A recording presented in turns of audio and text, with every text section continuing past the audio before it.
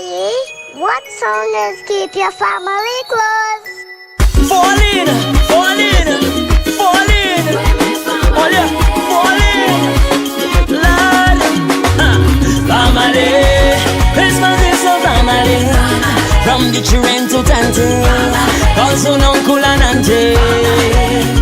Family, spend Christmas with family.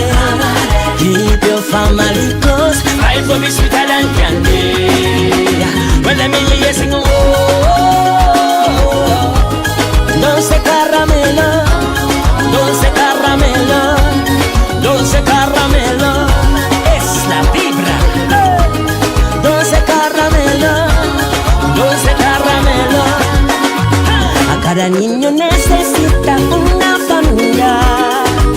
A cada niña necesita una familia. No podemos olvidar a la familia. Respeta siempre a tu familia. Are you used to be with them in the rain and get robbing down in the drain? And when you catch yourself on that strain, them at your back again and again. So much a mango tree climb. With them you spend so much of your time.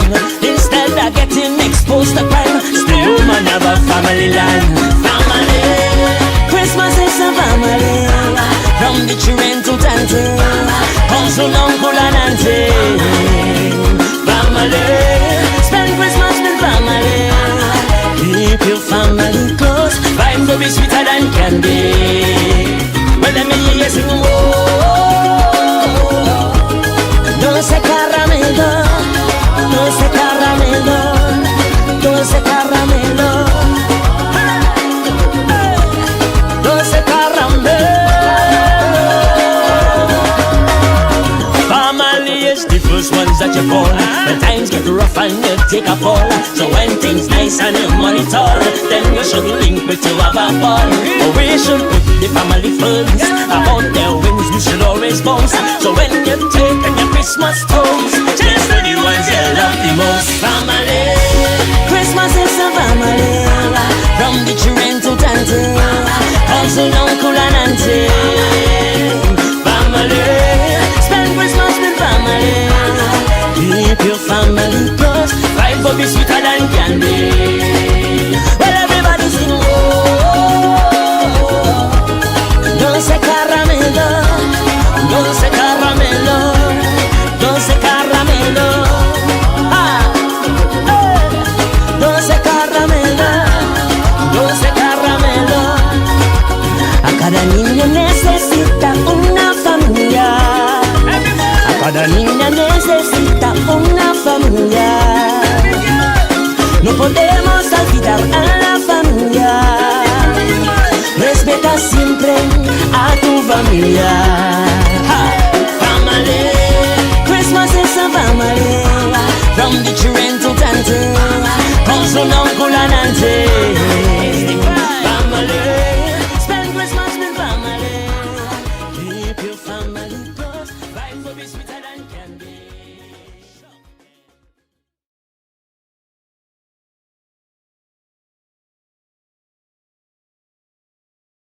Daddy, what song is keep your family close? Fall in, fall in, fall in. Oh yeah, fall in. Lord, family, Christmas is a family. From the children to tante, also uncle and auntie. Family, spend Christmas with family. Keep your family close. Life will be sweeter than candy. Well, let me hear you sing. Dulce caramelo, dulce caramelo, dulce caramelo, es la vibra. Dulce caramelo, dulce caramelo. A cada niño necesita una familia. A cada niña necesita una familia. No podemos olvidar a la familia. Respeta siempre a tu familia. Are you used to be with them in the rain and get robbing down in the drain. And when you catch yourself on that strain, them on your back again and again. So much a man go surely climb. With them you spend so much of your time. Instead of getting exposed to crime, stay home and have a family line. Family, Christmas is a family. From the children to tante, also uncle and auntie. Family, spend Christmas with family. Keep your family close, vibes will be sweeter than candy. When them hear you sing, oh, dulce caramelo, dulce caramelo, dulce caramelo, dulce caramelo. Family is the first ones that you call when times get rough and you take a fall. So when things nice and your money tall, then you should link with to have a ball. Or we should put the family first. About their wins we should always bounce. So when you take and your Christmas toast, just for the ones you love the most. Family, Christmas is a family. From the children to tante, also uncle and auntie. Family, spend Christmas with family. Keep your family close, life will be sweeter than candy. Well, everybody sing, oh,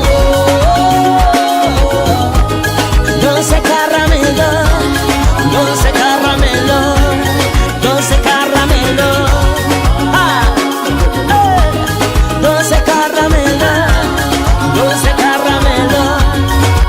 A cada niño necesita. Information provided by the speakers and or presenter on Facebook and YouTube is for general informational purposes only. All information is provided in good faith.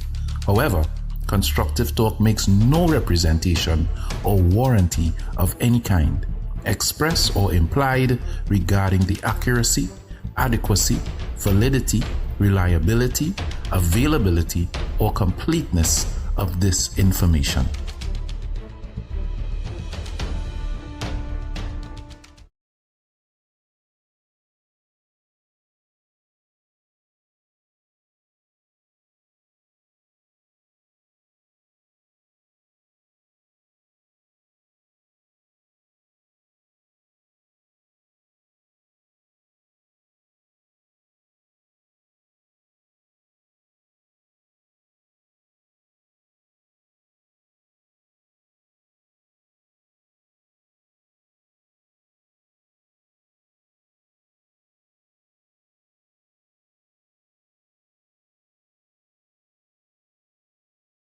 The information provided by the speakers and or presenter on Facebook and YouTube is for general informational purposes only. All information is provided in good faith. However, Constructive Talk makes no representation or warranty of any kind, express or implied, regarding the accuracy, adequacy, validity, reliability, availability, or completeness of this information.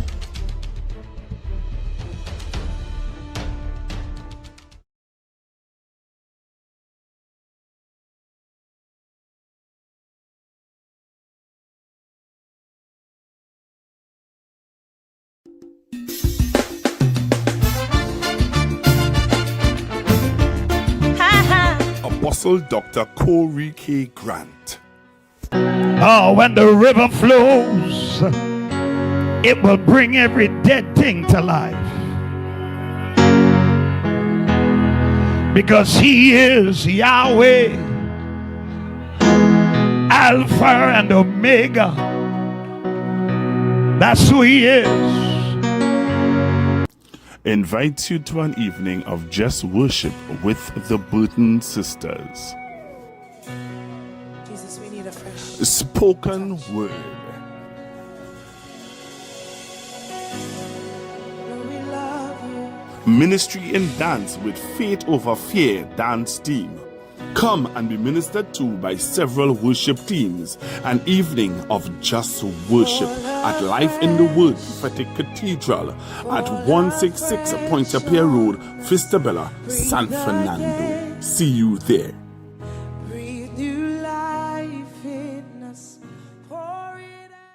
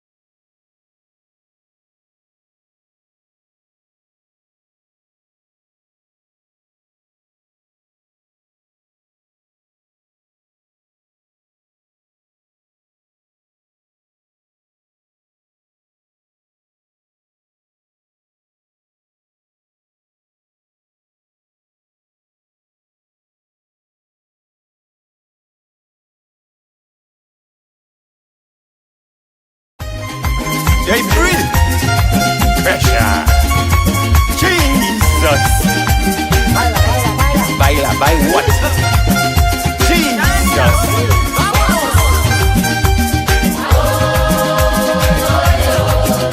Camila, making me suffer. Camila, making me suffer.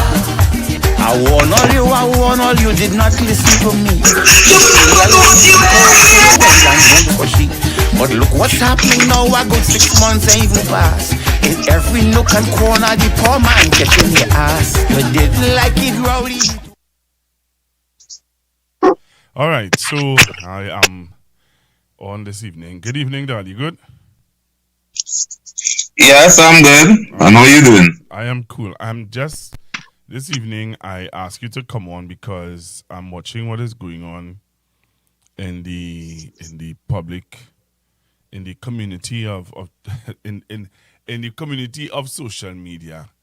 You know, I'm a part of this community of social media bloggers, as they would say, or social media content creators and stuff like that. And I'm watching what is happening. I'm concerned. Under state of emergency, there are some things that are being done, and some of us are very concerned about it. So, as on a legal front, I said, let me call you and ask you to clear up some issues for us, and if you can tell us what exactly is going on. Why would the minister take a position? He have taken several positions. One, where visas are concerned, and two, he took a position on wanting to do like China, where social media is concerned. He's considering doing what China did. Because I heard on a newscast, he was proposing to do what China in social media. How social media, how China deals with their social media. So that's why I would have called you this evening to clear up some of the information for us. All right. So, good afternoon to your listeners, and it's always a pleasure and a privilege for me to be on air with Pastor Henry on this very informative and number one program in the Republic of Trinidad and Tobago. First, let me just, when I'm speaking on things legal, and invoking the Constitution and stuff, just permit me to just share with your listeners my qualifications. I have an LLB, a Bachelor of Laws degree, and I also have a Master of Laws degree in Public Law and Constitutional Law from the University of the West Indies. My lecturer in Constitutional Law and Public Law was Dr. Francis Alexander, Queen's Counsel, and I excelled in that program. It was a wonderful program. I graduated with upper second class, and that put me in line to do a PhD in law, or LLB, a Doctor of Laws, which I never pursued after getting good advice from my friend Keith Meckles and others who said that an LLD in law is not really a good pursuit for in education. So am I qualified to speak on things constitutional? Oh, yeah. All right. Within 1 year of graduating from law school, I was hired to sue the then Prime Minister, who would have been the present Prime Minister at the time, because of my exposure in things constitutional. And I did just that. I spoke about it, and we had a settlement with the attorneys. So, yes, let me begin, though, by establishing our constitutional Bill of Rights. I think it's a good place to start so that your listeners can understand what is our Bill of Rights and what rights are there in any kind. What is a Bill of Rights? It's the recognition and protection of fundamental human rights and freedoms. All right? And in our Constitution, we have recognized certain fundamental human rights and freedoms that need to be protected. Those fundamental rights and freedoms can be found in Section 1.5 of the Constitution and Section 13 of the Constitution deals with exceptions to those rights. Right, so I'm going to read quickly for you Section 4 of the Constitution. It is hereby recognized and declared that in Trinidad and Tobago they have existed and shall continue to exist without discrimination by reason of race, origin, color, religion, or sex, the following fundamental human rights and freedoms, namely, right of the individual to life, liberty, security of the person, and enjoyment of property, and the right not to be deprived thereof, except by due process of law. The right of the individual, equality before the law, and protection of the law. The right of the individual to respect his private and family life. The right of the individual. You're breaking up somewhat, Dad. You're singing. You're going and coming. Coming. Okay. Are you hearing me now? Yes. All right. The right of the individual to equality of treatment from any public authority in the exercise of any functions. The right to join political parties and to express political views. The right of a parent or guardian to provide a school of his own choice for the education of his child or ward. Freedom of movement. Freedom of conscience and religious belief and observance. Freedom of thought and expression. Freedom of thought and expression. Freedom of thought and expression. Freedom of association and assembly. And freedom of the press. Alright, so that's our Bill of Rights. Okay? Right. And then there are certain exceptions, right? So you go to Section 5. And let me explain quickly for your listeners the exceptions. When you go to Section 13, Section 13 actually allows for exceptions for certain legislations. Let me read it quickly, I'll explain it, and then we'll get into the meat of it. Section 13 of the Constitution, 1. An act to which this section applies may expressly declare that it shall have effect even though inconsistent with Sections 4 and 5. And if any such act does so declare, it shall have effect accordingly, unless the act is shown not to be reasonably justifiable in a society that has a proper respect for the rights and freedoms of the individual. A very convoluted language, but let me break it down.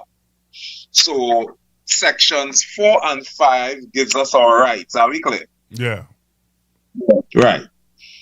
It gives us the freedom of movement, freedom of expression, freedom to not to be held without, bail and all of that. We have all those freedoms inside of it. Now, Section 13 of the Constitution says, okay, there are certain laws that could be declared by the government. Right? There are certain laws that could be declared by the government that could be inconsistent with those freedoms. Let me explain. During COVID, we were told that we couldn't go outside. Amen? Yeah. Right? And we were told that we couldn't do certain things, that we had to wear a mask in public. Not so? Yes. Right. So when the government says you can't do something that the Constitution gives you a right to do, that law becomes inconsistent with Section 4. It is inconsistent because Section 4 gives me the freedom of movement. I am free to move about the country of Trinidad and Tobago. I could wake up 2 o'clock in the morning and decide I want to go to Maracas and eat a bacon shop. I am free to move throughout the jurisdiction of Trinidad and Tobago. But the government came and said, because of the COVID crisis, you can't go outside. You need to stay at home. So that's a violation of my freedom of movement. But the Constitution allows for certain exceptions. Because it was an emergency, it was a public health emergency, the Constitution allows for the violation or the restriction of certain freedoms. Are we clear? Yeah. Right, so we have a state of emergency. Right, we are under a state of emergency. Because we are under a state of emergency, it is my opinion that Minister Alexander is seeking to get certain laws passed and is trying to create, as it were, a national crisis as a justification for the violation and the abrogation of those rights. All right, hence, it's listed today in the papers where he came out and said, and as I said, he spoke on several fronts.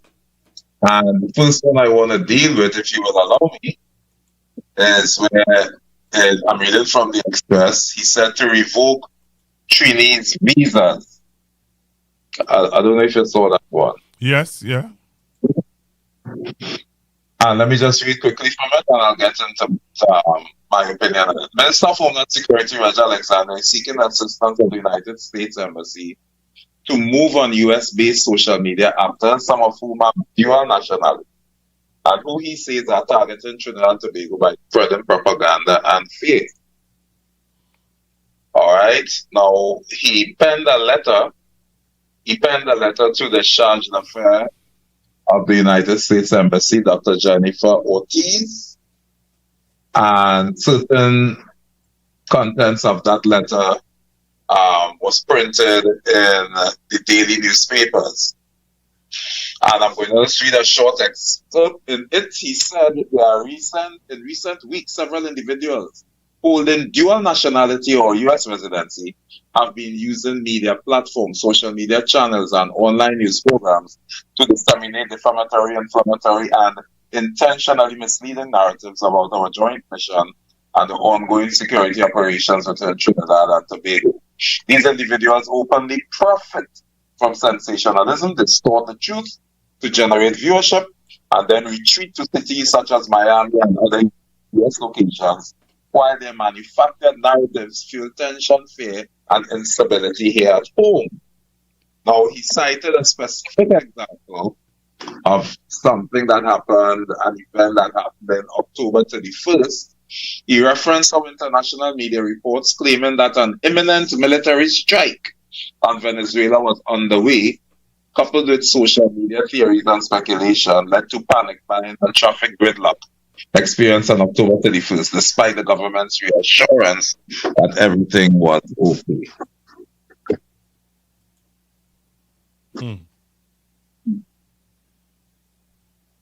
Now, as far as I'm concerned, there's no proper reason or justification, in my humble opinion, for the minister, the honorable minister, to write to the U.S. Embassy and asking them to search their laws of sedition, subversion, and incitement to see if they can find anything so that a joint statement could be made and encouraging the U.S. Embassy to revoke the visas of people who got on social media on the 31st of October and said that a strike was imminent against Trinidad and Tobago. Despite, as he said, the assurances given to us by the Prime Minister.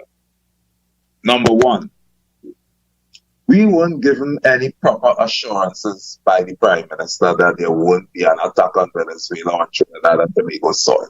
And when I say a proper assurance, I can't recall one proper media conference. I remember seeing the Prime Minister being stopped on her way to Parliament or on her way from Parliament, and she was asked certain questions, and she gave very flippant and sarcastic answers. But I'm talking about a proper media conference. I sit down with the Minister of National Security, with the Minister, the Attorney General, with the Prime Minister. And let me tell you something. Those media conferences, given the fact that we have parked in international waters just outside of Trinidad and Tobago and Venezuela, the largest U.S. air carrier in the world, the USS Gerald Ford. All right? And we have submarines parked in international waters just outside of Trinidad and Tobago. That there is justifiable reason among the population to panic. And there is also justifiable reason among the population not to believe anything that comes from the mouth of the Prime Minister.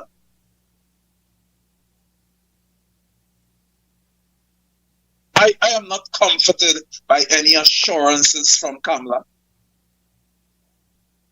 These people are serial pathological liars. They say one thing and then they do another thing. There are 50,000 unemployed people who will say amen to what I just said, because a lot of them voted for this Prime Minister and this government. And when they came into power, they fired them. They ruthlessly fired them. How can I trust somebody like that? Who campaigned on when UNC wins, everybody wins. And she comes and says there's nothing to worry about. And President Maduro said it best. He said the Prime Minister is making a lot of decisions behind the backs of the country. So I am not to be assured as a citizen of Trinidad and Tobago by anything Kamala Persad-Bissessar has to say. That is number one. Number two, I have a right to be worried. If I look outside of my house, just to give you an example, one night, and I see 12 parked in front of my gate, and one of the men in one of the parked cars issues a threat to my life and puts a bounty on my head, and he begins to attack members of my family. I'm talking about the boats and all of that being hit by these missiles. I have reason to sit in my house and to be very worried, because the people who are parked just outside of my house have threatened my life. We have the largest U.S. air carrier parked right outside of Venezuela and Trinidad and Tobago. And I can't get on social media and talk about that. For the Minister of Homeland Security to write to the United States Embassy, to write Dr. Ortiz, and tell her to look among their laws so they can come up with something to revoke the visas of citizens who are justifiably concerned and have a legitimate expectation of war. U.S. ships parked in international waters just outside of Trinidad and Tobago and Venezuela is a clear and present danger to the safety, peace, and security of the region. And I can get on Facebook or YouTube and TikTok and talk about it. Number three, let me just deal with a few terms, right? Sedition, subversion, incitement. Now, the minister is asking the U.S. Embassy to look among their laws and see if they can find anything that social media users are violating in the U.S. Constitution, so he can have a partner to team up with to revoke the visas of people who hold dual nationality. I think that was especially when he said people come here, they create propaganda, they create strife, they say Venezuela, the US is going to attack Venezuela, they create strife, and then they retreat to US cities like Miami and New York, and they leave us here in a state of panic. So maybe he was talking about one individual, maybe he was talking about specific individuals. I don't know who he had in mind, but it seems as though information came to him about specific individuals with dual citizenship who came into the jurisdiction of Trinidad and Tobago and made statements, as he said, that created gridlock and traffic on October 31st. People were panic buying. And then they hopped on a plane and they got back to New York and they got back to Miami and they left Trinidad and Tobago in a state of panic and gridlock. And he is saying that they should not have dual citizenship. The U.S. Embassy should look into these persons. I don't know if he has gone so far as to provide the U.S. Embassy with any names of any individuals, but it seems as though he's targeting a specific act and a specific group. He didn't say local content creators. He didn't say, I don't think he was talking about Talk or Fire or Miss Giselle Jackson. He didn't enter that. These are people with dual citizenship. Well, I don't know if they have dual citizenship.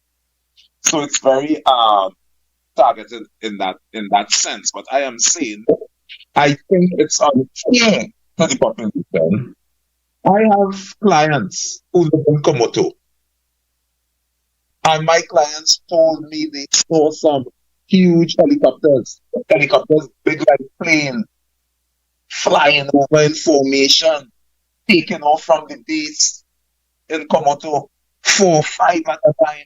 They say they were terrified. And now the minister is saying that no, you can't go on social media and comment about that. And we're going to bring Chinese laws here. China is a communist state, right? The rights of some of the rights I shared with you in Section 4 of the Constitution. One of them is freedom of the press. So if we look into China, because this is a copy and paste government as far as I'm concerned. This is a copy and paste government. All right? You copy and paste everything America do, you copy and paste everything the Chinese do. Then I am very concerned as the opposition leader, Ms. Penelope Beckles, she mentioned in a statement she made, I don't know if she made this statement today, but she said that this government is seeking to weaponize certain laws to hurt citizens of Trinidad and Tobago, and they are seeking to team up with the United States of America in order to make life very difficult for people in this country, and I think that is wrong. And I don't think it is warranted at all. I think it is very alarmist. I think it is counterproductive, it is counterintuitive. And for the life of me, I don't know why the minister is going in that direction.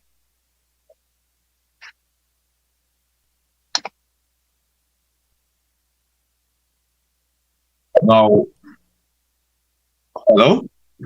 Yeah, I'm listening to you. I want to play for you a news item, a news article, a news story. Sorry. I want to play for you a news story today from, popular radio station. And, based on what you're talking about, another lawyer was interviewed. I want you to listen. I want you to listen to what was said in that interview, or what was said by the minister, and then how the lawyer would have put it into context. All right? Cool? Yes, I'm listening. All right. So Trinidad and Tobago, take a listen to this. This was a newscast story, and I want you all to listen to what the minister had to say, and then listen to what the lawyer had to say also, so that you will put in context what the lawyer is saying, right? Right. All right.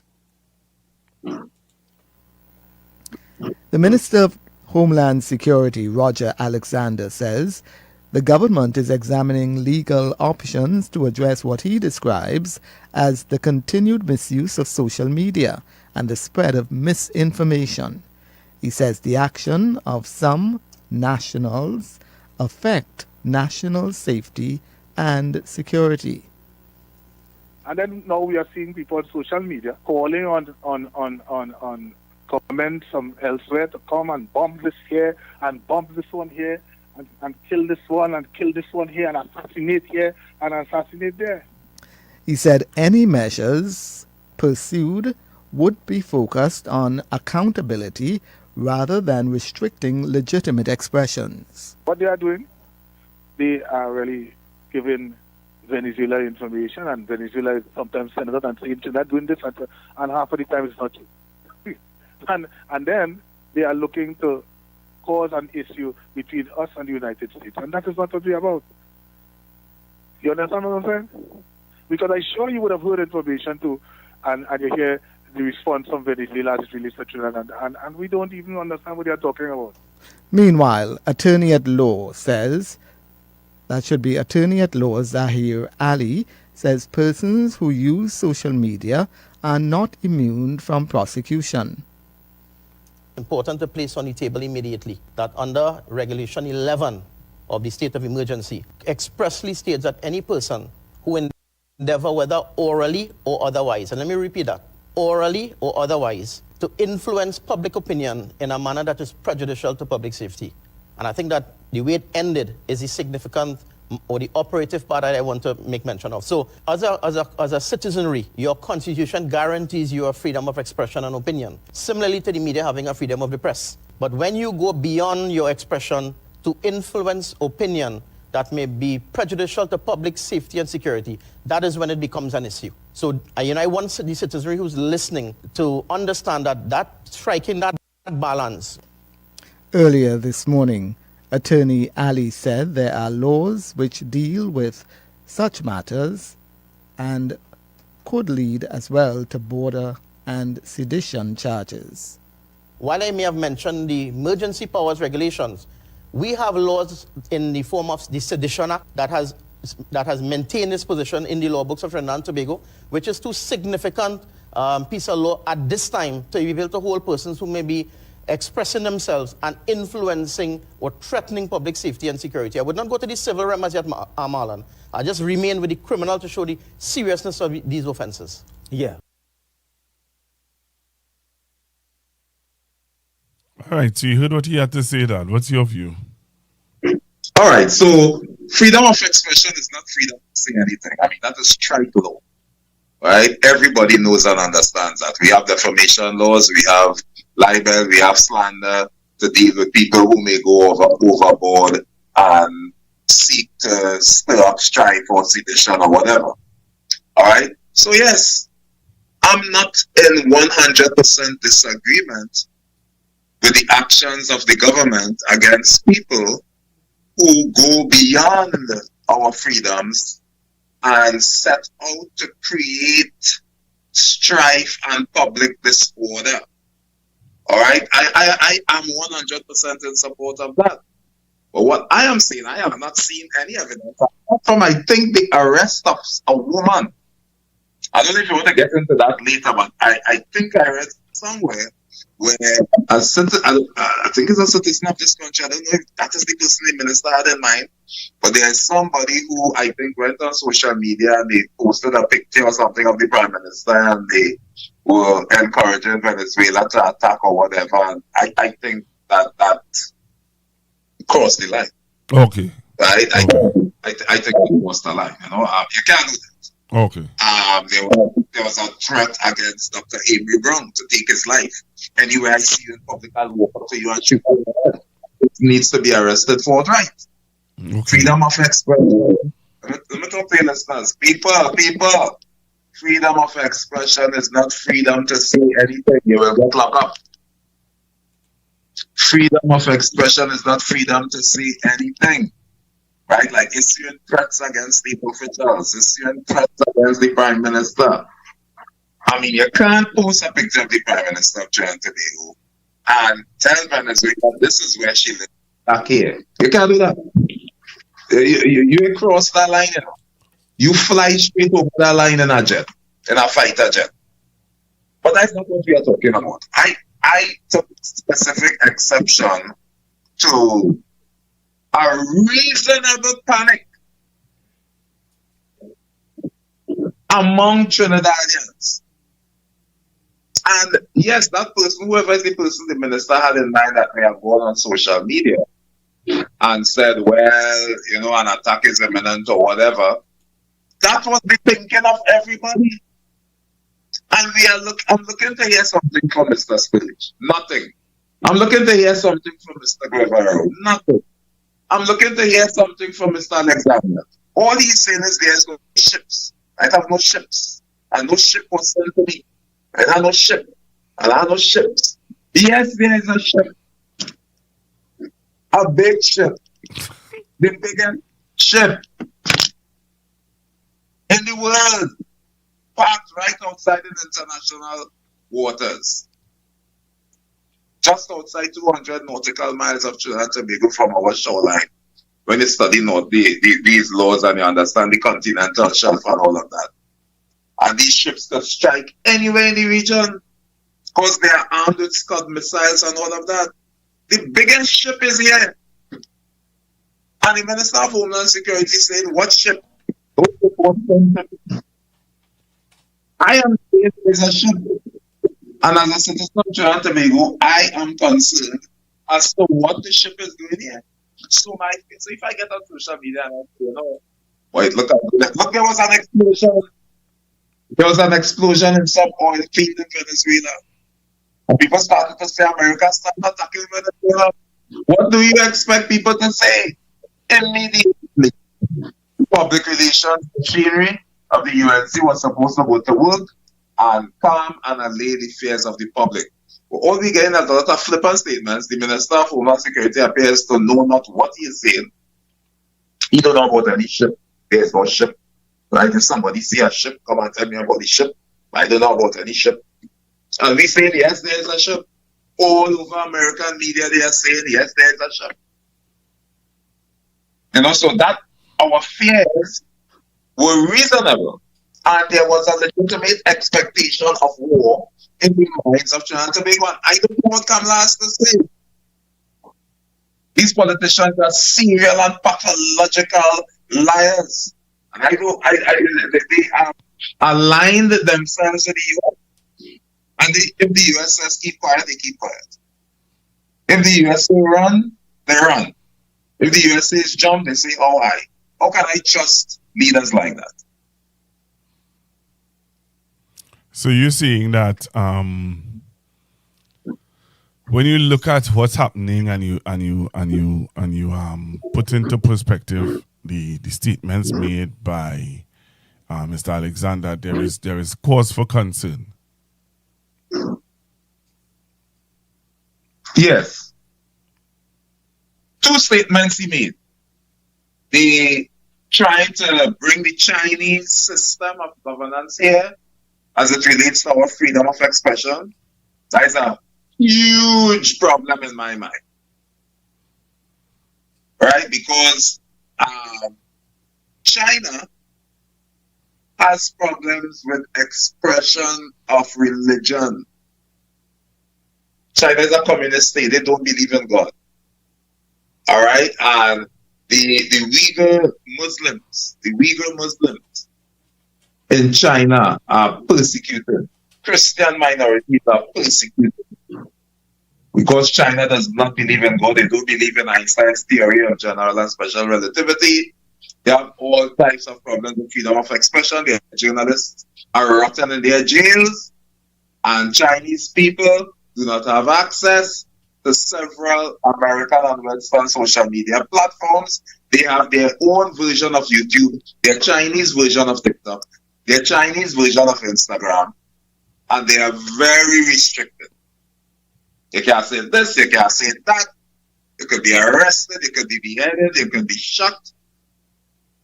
And the minister is saying we should bring those laws here? Is that what Mr. Alexander is saying? That we should look at the Chinese communist state and bring their laws here?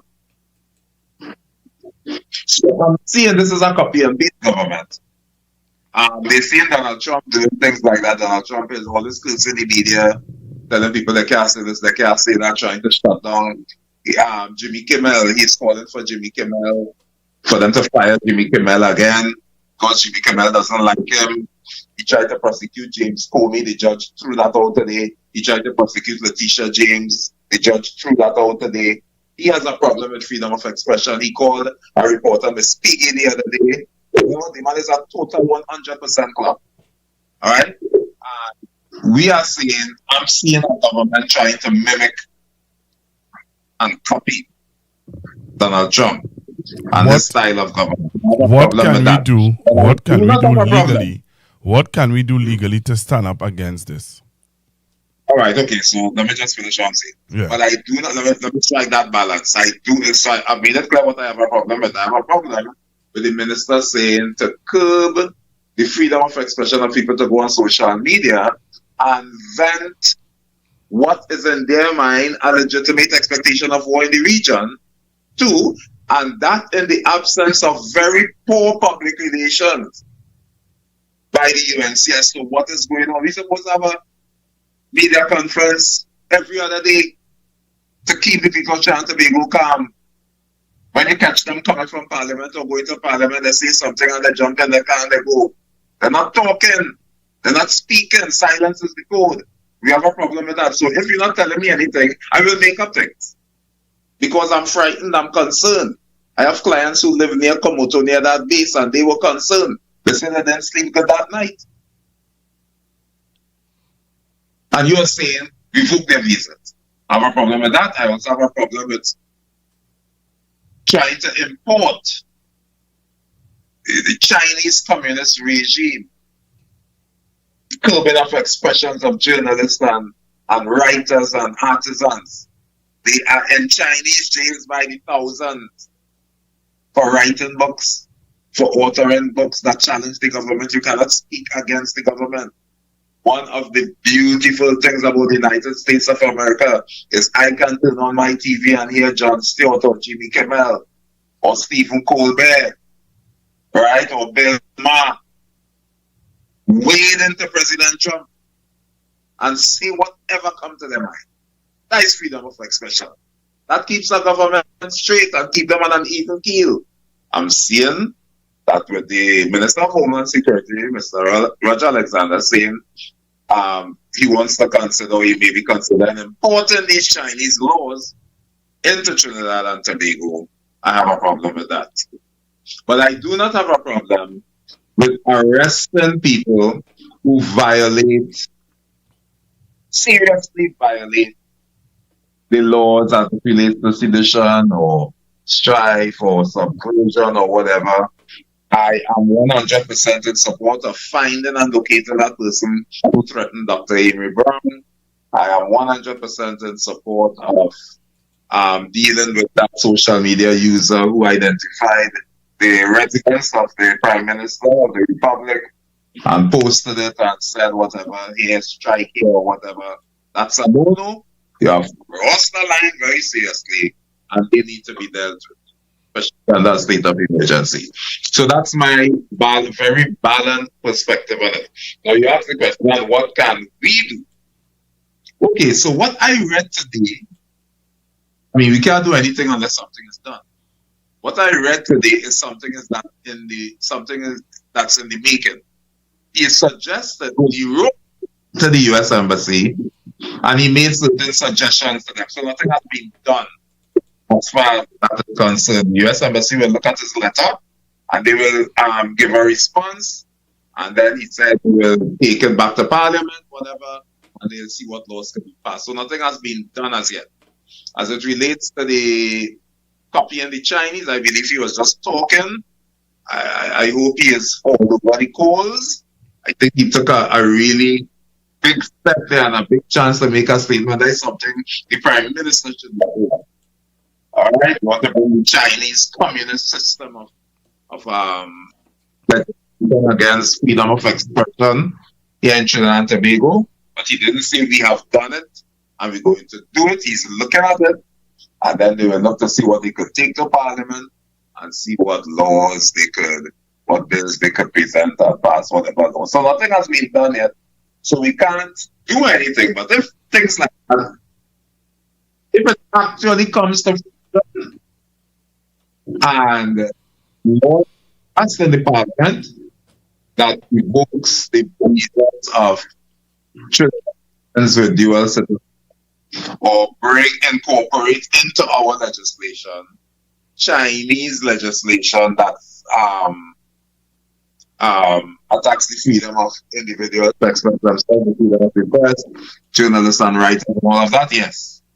Then we need to stand up. I mean, we won't be able to do it because all they have to do is extend the state of emergency and we won't be able to gather. So that's my question to you, Dad.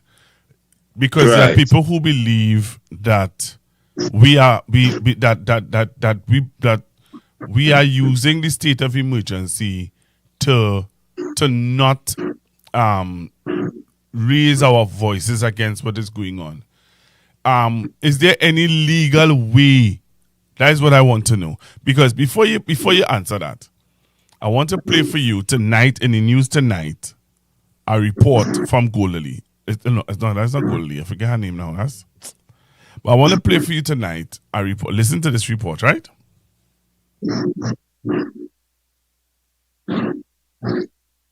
Well, two former national security ministers are urging caution and diligence following a suggestion by Homeland Security Minister Roger Alexander for the U.S. visas of some TNT nationals to be revoked over social media posts. Alexander was reported as suggesting to U.S. authorities that the visas of some people should be revoked for stirring panic through misinformation on social media. However, former Minister Stuart Young has described the proposal as a dangerous development and questioned whether it was part of the government's policy to silence criticism. Meanwhile, another former minister and former police commissioner, Gary Griffith, says while issuing violent threats through social media would qualify as a crime, he warned government not to regulate the essential rights of citizens. Meanwhile, the PNM also issued a media release describing Alexander's proposal as alarming, unacceptable, undemocratic, and fundamentally hostile to the principles of free expression. You heard that, right? Yes, yes. So that is, let me read that part. And that was in the news tonight. Right, so let me read a part of Section 13 of the Constitution that directly addresses Gary Griffith's response, right? Gary Griffith spoke about regulating the freedom of the press, right, and the freedom of individuals. All right, so an act to which this section applies may expressly declare that it shall have effect, even though inconsistent with sections 4 and 5. And if any such act does so declare, it shall have effect accordingly, unless the act is shown not to be reasonably justifiable in a society that has a proper respect for the rights and freedoms of the individuals. So even though the Constitution gives the state the right to bring certain laws under state of emergency, right, in this case, under state of emergency, that are inconsistent with the freedoms and rights enshrined in sections 4 and 5 of the Constitution, it also does not give them the freedom to bring any law. I will challenge them legally on that. That is the legal basis for my challenge. So even though the state, let me give an example. Under COVID, you can't go outside. So you have curbed my freedom of movement. Freedom of movement is a right I have under the Constitution of Trinidad and Tobago. The government said I can't go outside. They say I can't go to the club. They shut down the clubs. So our rights and freedoms were curbed and abrogated. However, if the government says I can't, let me come up with something very ridiculous. Oh, it's COVID, it's a state of emergency, you have to stay inside the house. But if you stay inside the house, you can't talk. I'm just giving a ridiculous example. Or you can't communicate. You have to be quiet in your house. Yeah. The Constitution is saying here, and if any act does so declare, meaning it declares inconsistency with sections 4 and 5 of the Constitution, it shall have effect accordingly, unless, see that word right there? Unless the act is shown not to be reasonably justifiable in a society that has a proper respect for the rights and freedoms of the individual. You understand that now? Yeah. Section 13(1) puts them in their place and says to them, go ahead and do the laws. Do the laws that where people are threatening state officials, you're threatening Dr. Amy Brown. Oh, we're going to threaten Dr. Amy Brown, boy. That's such a quiet, decent, classy man. Dr. Amy Brown is a threat to no one. And you come on social media and talk this nonsense. If you see the man, he'll walk up to him and shoot him and say, arrest that person. Right? The person who says the Prime Minister of Trinidad and Tobago, they fear Venezuela attack. No, you are inciting. That is subversion, and that is sedition, and that is incitement to riot or to cause a war, to attack the state. A sedition is a coup, you know. It's a plan to overthrow the government. And if you say the Prime Minister lives here, attack here, you have to arrest that person and deal with that. They may have more information that could be detrimental to the safety and rights of the citizens. But then for you to go and say, revoke the visas of people who get on social media and express legitimate fears about an attack, an imminent attack on Venezuela or whatever. And that in the absence of very poor communication from the state. I am saying that falls under the exception unless the act is shown not to be reasonably justifiable. So let me explain that. If Roger Alexander studies the Chinese constitution and they incorporate into our legislation through acts of parliament, certain acts and regulations and restrictions on the freedom of expression of Trinidad and Trinbagonians, like it is in China, that would fall under the exception that says that would be an act that is shown not to be reasonably justifiable in a society that has a proper respect for the rights and freedoms of the individual. You think that the UNC doesn't know that? Yes, they know that, but it's a copy and paste government. They have no plans for the country. They're just copying and pasting everything Donald Trump does. That is very clear. So let me play for you, Ms. Bisessa. Listen to the Prime Minister when she was opposition leader. Listen to how she felt about how the PNM was dealing with certain things, right? Where social media is concerned. So I want you to listen to Ms. Bisessa now on how she felt about the government dealing with social media and certain persons in the media. Listen to her, right?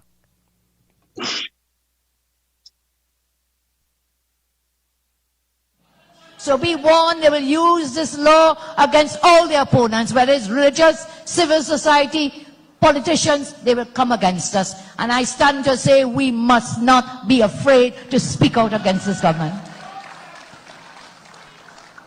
A lot of countries have now abolished this sedition law. It's old. Yes, it's old. But what was the intent? The intent was to shut up people, to prevent people from protesting against bad conditions. Is the intention of the law. That law has no place in our independent democratic country. So we have... Yeah? Yes, I am. That is her but view. What do you expect? That is her view back then about sedition laws and laws that would try to silence the voice of the people. She had a problem with anything that would try to silence the voice of the people. But now, you are using a state of emergency to try to do what? Somebody said to scare tactics. It's all about scare tactics. It's all about trying to frighten people, to hush up people from truly expressing how they feel about how they have been governing for the past 7 months. Are you surprised? No, I'm not. And what is upsetting to me is that we can't. It's like if we can't do nothing. It's like we are sitting ducks. We are waiting. We are sitting ducks. And I heard some talk show who said this last week. Yeah, what they say? They said by the time next year Carnival come, people throw their powder, they throw their mat, they throw their waste, they do their whatever, they enjoy themselves. And as they roll into March, January, February, March, they don't forget about everything that Ms. Bisessa they would have done.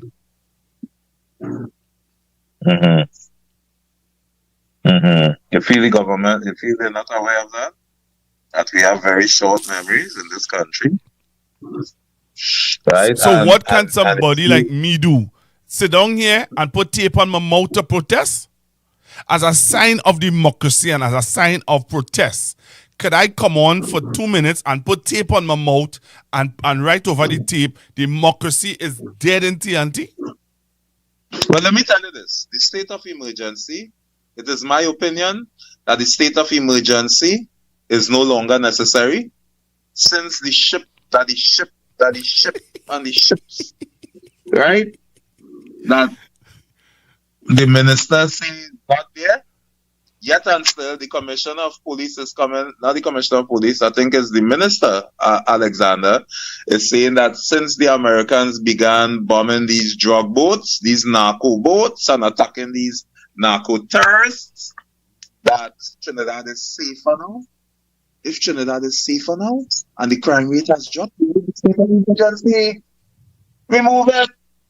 It was put there to curb crime, all right? The Americans helping us. They're bombing and they're killing them. And let me tell you something. When the shoe is on the other foot, is one thing, eh? So I expect Kamala to say any kind of nonsense when she's not in government. And as soon as they get in government, I expect them to switch right over. That's politicians. That's what they do. And that is not something that is limited to Kamala Prasad-Bissessa. So all politicians tend to be like that. They are it is a very rare thing to find politicians who are 100% genuine. All right? But what I'm saying is, why do we still need a state of emergency? I believe the state of emergency is being kept in place to create an idea in the minds of the populace that, we are facing some imminent danger, and they're going to use it to curb freedom of speech and freedom of expression. That is my view. If crime has been reduced, because every minute the commissioner of police saying crime job, report that, crime job. Well, then what we have a state of emergency for? Why do we have a state of emergency? And let me say something quickly. The person who threatened Dr. Amy Brown and said, anywhere I see him, I'll walk up to him and shoot him in his head or whatever. That's violence, right? Yeah.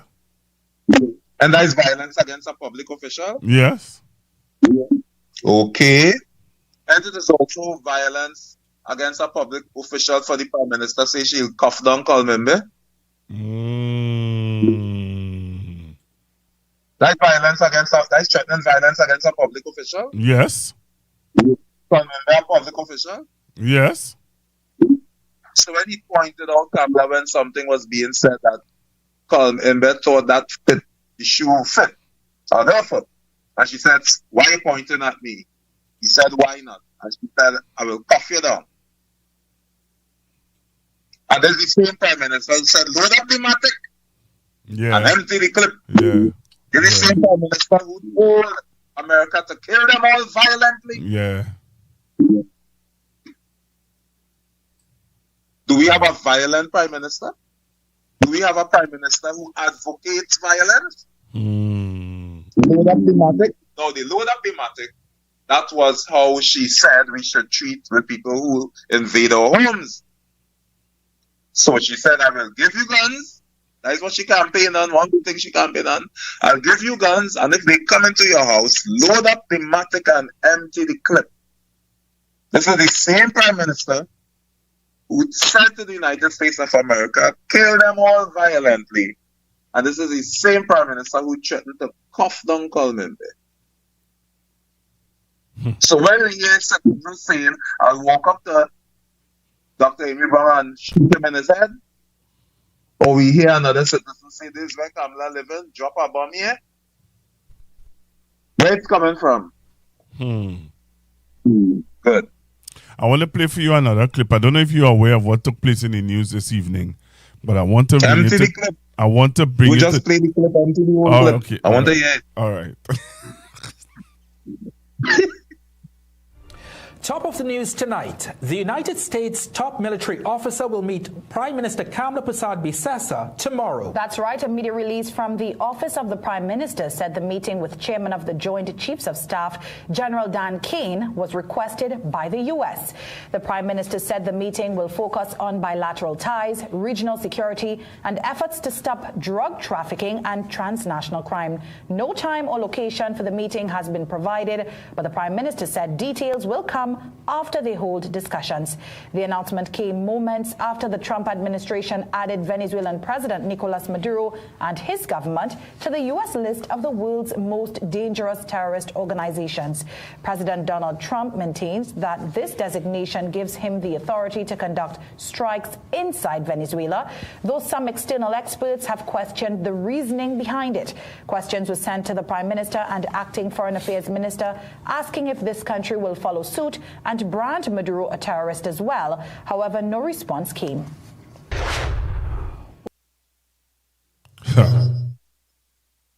Ah, boy. You heard that? The Prime Minister of this country needs to be very careful. She's playing Russian roulette with America. She's playing Russian roulette with the United States of America. America has an agenda way beyond what she has in her little mind down in Philippines there in South. I sent you a press conference earlier today. Did you listen to it? No, I didn't see it. I think it's the Republican Sunday.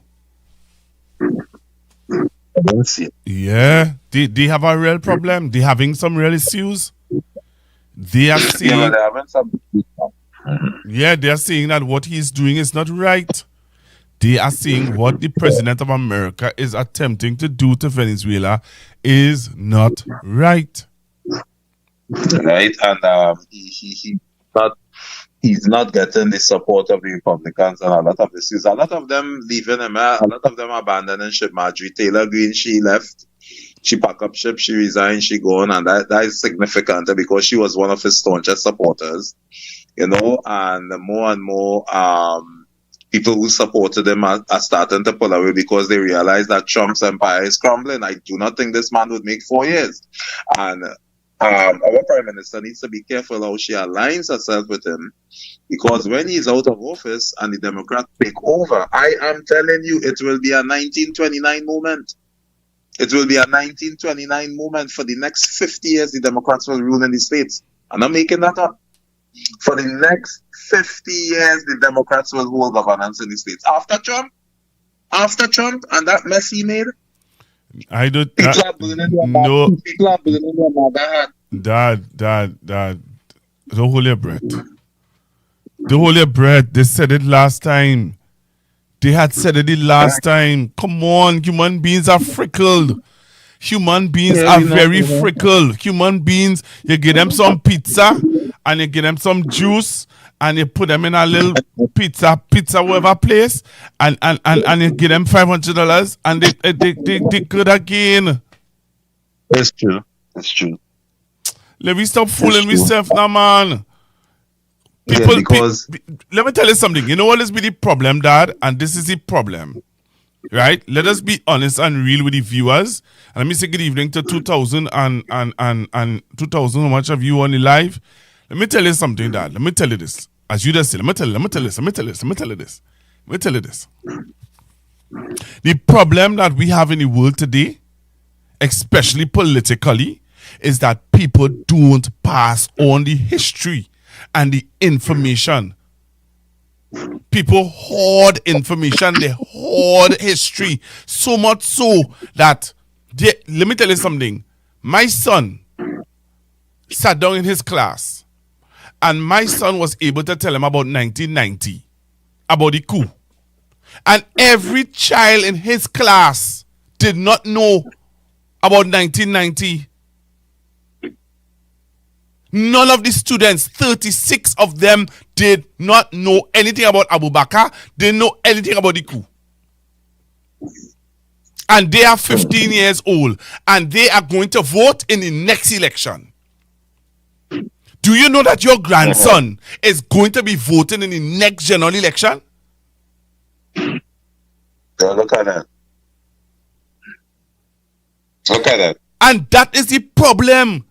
The problem that why UNC is in office today is because half of the people who voted for them in April don't know nothing about 2010 to 2015.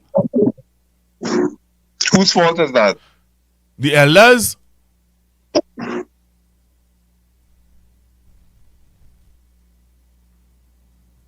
Well, and part of the issue is the media, because every time Dr. Rowley and the PNM will bring up the history of the behavior of UNC in 2010 to 2015, they will say, forget about that. We don't want to hear about them. Only governing now. Right. So you think it's one step forward, two steps back? Thank you. But the main problem I have, and I've recognized, and that's why I'm telling you, do not rule out Donald Trump. Don't rule him out. People, black people, half of them black pastors and them in America. I told you the story about Bishop Paul Morton. They asked Bishop Paul Morton, could you come and pray for the president? Bishop Paul Morton turned and tell them, if I come to pray for this man, could I tell him the ills and the suffering and the problems that black people going through in America? Could I tell him that he needs to change his approach to certain things? They said, no, Bishop, you can't do that. That is not what this is about. It's just for you to come and pray and leave. Bishop Paul Morton said, well, Ole could do that. I don't need to do that because I cannot, in good conscience, be in this man's presence and don't tell him.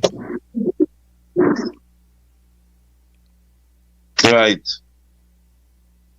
Bishop Paul S. Morton, man. Yeah. I'm going from long time. Yeah.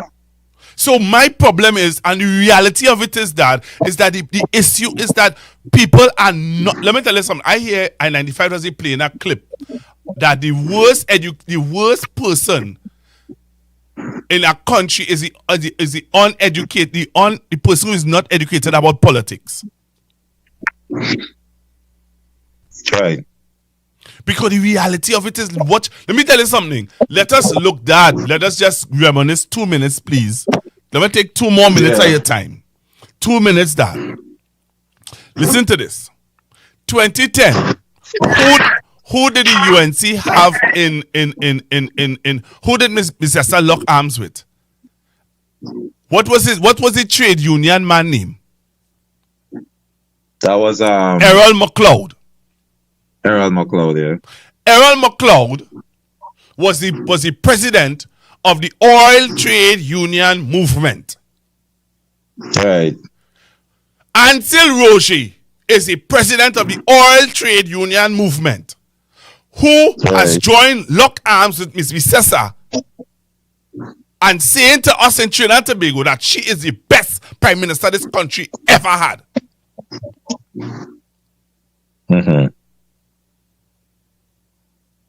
Ansel Roger only became the president of OWTU because of what I just tell you, went to be a minister. McLeod went to be a minister of what? He was the minister of what? He was the minister of what the former public PSA man is the minister of Labor. It's the same playbook. It is the same playbook. And you know, Mr. Roger's man was very supportive of Maduro. Watch him now. Where is he now? You can't hear that man's voice.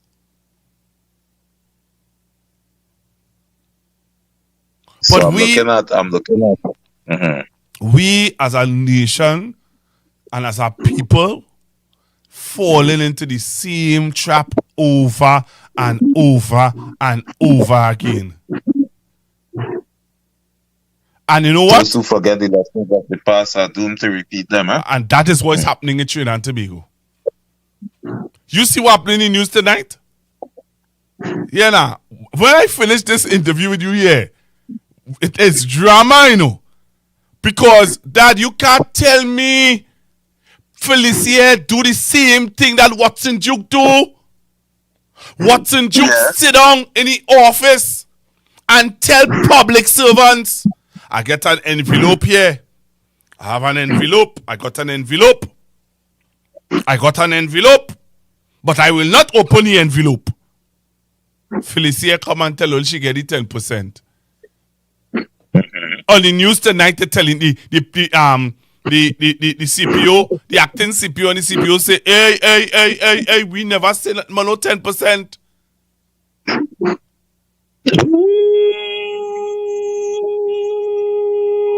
What you saying?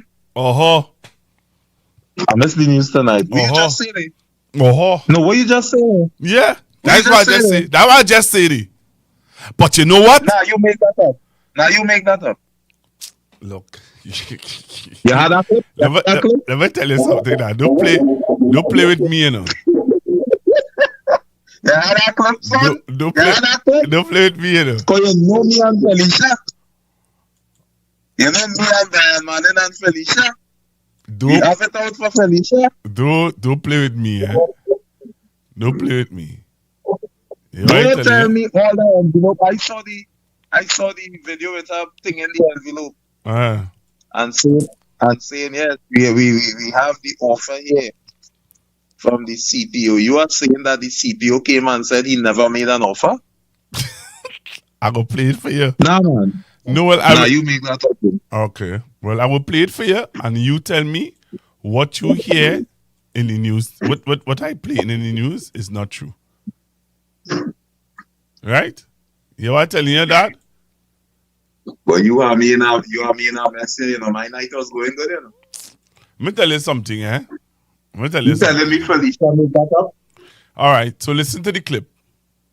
You listen to the clip. You listen. You and all the people on the live, listen to the news. Listen what happened in the news tonight. And only tell me.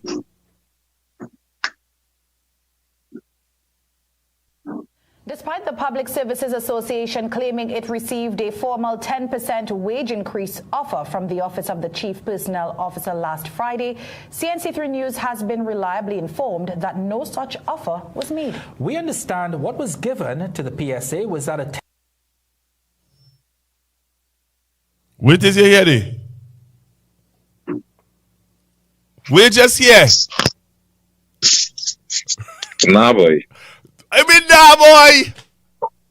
Nah, boy. Wait, no, you cut it, eh? You cut it. I stop it because I wanted to hear what this is. No, I hear what I just hear. Right, that's it. That they didn't give no offer of 10%, but what was given, I don't know what was given. All right, so listen now. Listen, eh?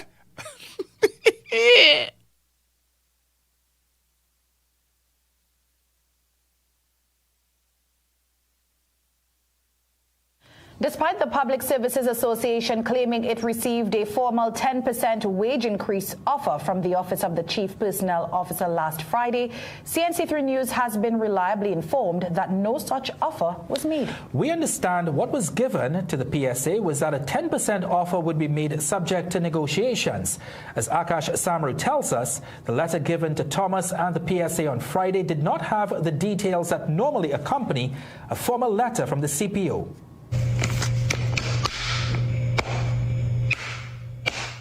On Friday, the Public Services Association emerged from the CPO's office and triumphantly declared, "We have in our hand, delivered by Acting CPO Ms. Wendy Barton, an offer of 10%, which the PSA will be responding to." And then later that day, PSA President Felicia Thomas, in another video, said the PSA received a formal offer on your behalf of 10%. But CNC3 News has been informed that what the PSA received was not an official offer, but rather a commitment that a 10% offer will be made subject to negotiations. We learned that the letter the PSA was given said it has been agreed the CPO will propose a 10% increase, but concluded by saying that the exact terms of this proposed increase still have to be negotiated. For it to be an official offer, we understand that it would have included a proposal on how the 10% would have been spread out over the negotiating periods, a listing of allowances and changes to rates, information on the cost of living allowance, traveling facilities, car loans, tax exemptions, and a salary plan to show the new rates. Now, several efforts to get a response from Thomas were unsuccessful today. The PSA president has remained steadfast that she wants her members to receive their back pay by Christmas.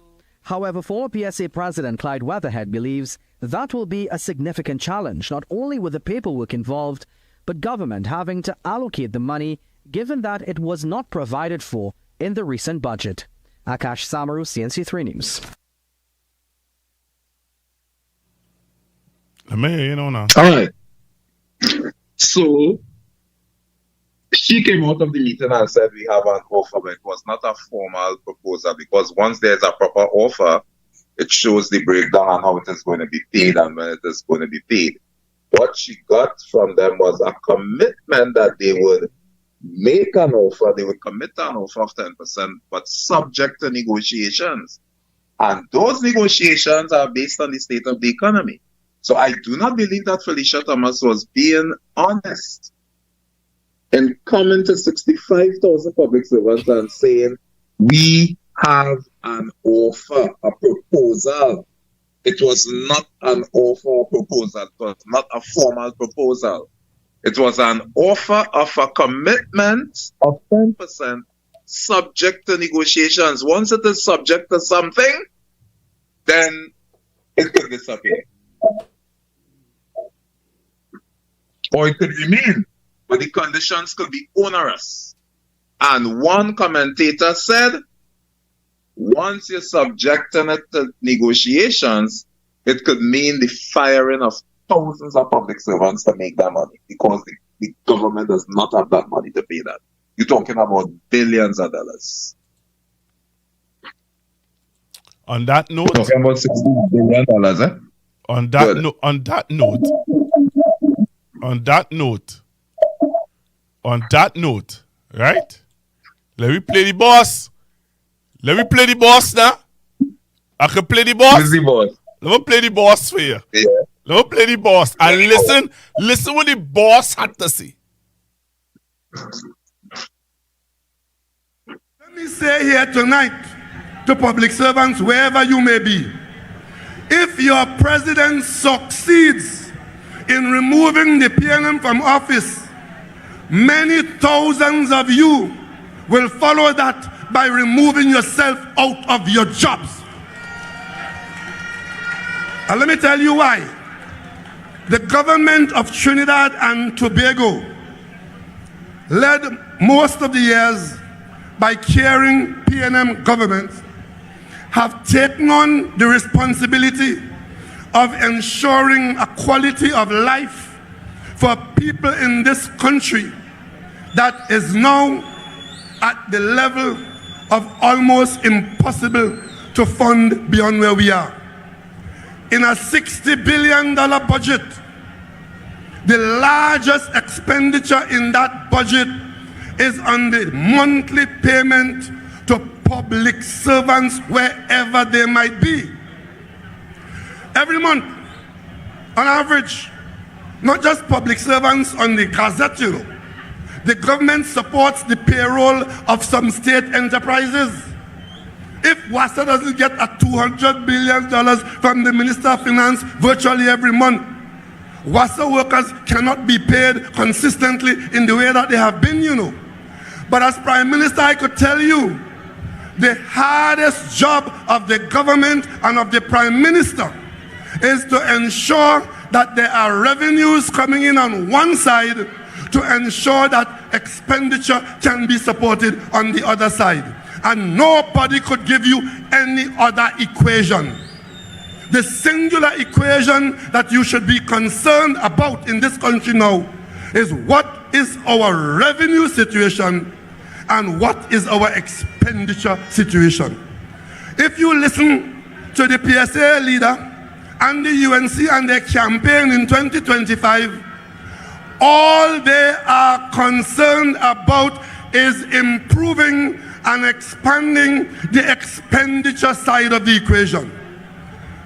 And to do that, to make it, honey, quoted for you, they tell you things like they will increase public servants' pay by 10%. Ladies and gentlemen, from this platform tonight, I could tell you, once a government comes in and gets on that pathway of making that kind of increase to public servants, the highway has to be labeled two ways. One, you are going to end up at the IMF, the International Monetary Fund station, and you're going to get there by the road called devaluation. And let me tell all of you something tonight. If God forbid, and there's a government in office that finds itself without revenues to meet the monthly expenditure to public servants, the one thing that government will not do is to write checks to you and then the checks bounce in the bank. Governments don't operate so. Before you get to that point where the checks will bounce in the bank, you cut the liability of requiring to write the checks. You know what that means? When the government finds itself in a position not being able to pay the payroll, ask Barbados what happened. It's tens of thousands of public servants that come off the payroll. Governments don't have you on the payroll working and can't pay you. They take you off the payroll. In this country, anybody who is telling you that they will incur expenditure that we all know the revenues cannot support, they are telling you in code that they intend to cut the public service. And let me tell you what my source of information tells me when I try to understand what the UNC is about. You know what the UNC is saying quietly and secretly? If they ever get to that situation where they come into office and they can't pay the bills that they're committed to, and they cut the public service, is mainly PNM supporters that will be affected, because the bulk of the public service is East-West Corridor people supporting the PNM. Let me hear you now, Dad. But it's the same thing I said. He just said it as the boss. Right? Basically, it's the same thing I just said. That the only way they could offer 10% is if they cut the public service. There are 65,000 public servants in Trinidad and Tobago. If they drop that to 40,000 and they get rid of 20,000 people, it's 20,000 PNM, what is perceived to be PNM supporters that we getting rid of. And they have already showed that they have no qualms about doing that. They fired 50,000 people. CPAP, URP, reforestation, gone. Plus several thousands more gone. She offered 20,000 jobs. Nobody get a call yet. Right? You trying to pay 10%, and then not only that, NUGFW was in the papers today. NUGFW was in the papers today saying, PSA get 10, we want 10 too. By the middle of the week, we go in and write the TPO, we want 10 too. So everybody will want 10. How they paying that?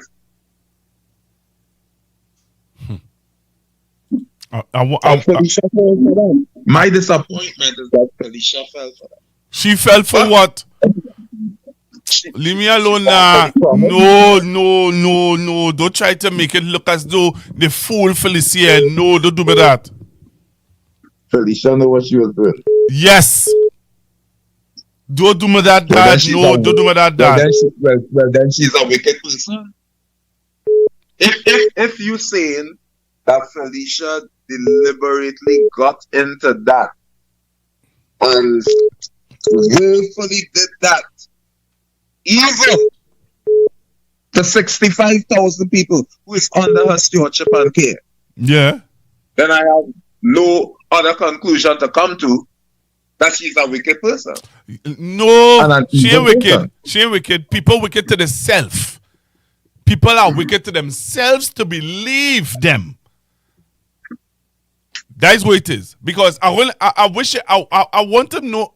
You see, I'm not sure if you're watching the show, but I want to show you.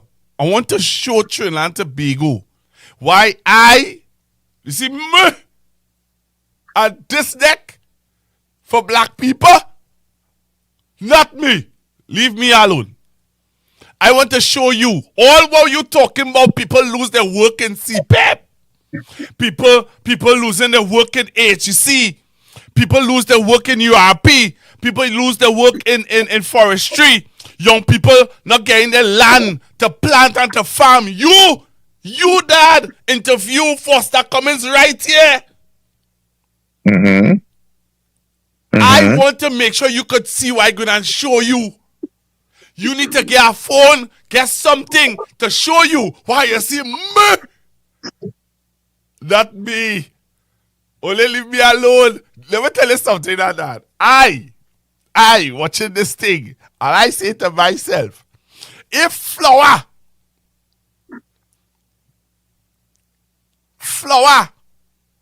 with some mincemeat, cheese, and the trimmings on top of a pizza could make young black men talk the way they're talking, and only leave me alone. I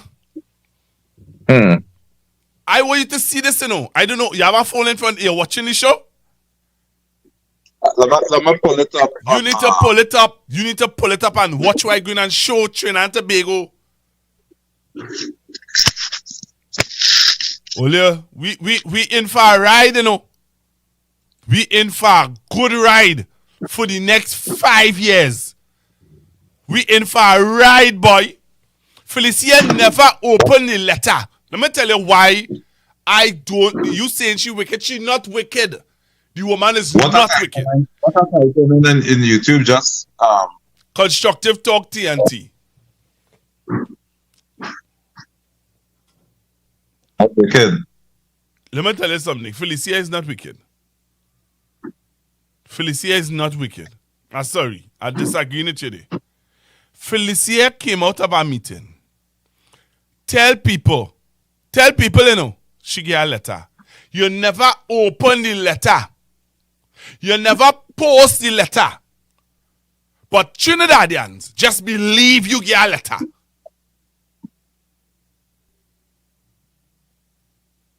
That is like the man who get locked up.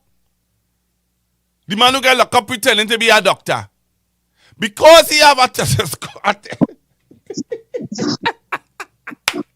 yeah, boy, that man playing he's a doctor. Come on, that man. The man have on scrubs. He have on scrubs and what is called wrong in neck. And everybody believe he was a doctor. Felicia come out. If these people just she should let me tell you something now. Felicia should go into drama, you know. She will do good in drama. Felicia do so come out on in social media propaganda all day. Oh, Felicia lying. Oh, this that. Felicia say, well, give me the envelope. And she tapped the envelope on the table and tell her, look, the letter here, we get 10%. That's what she do, eh? Yeah.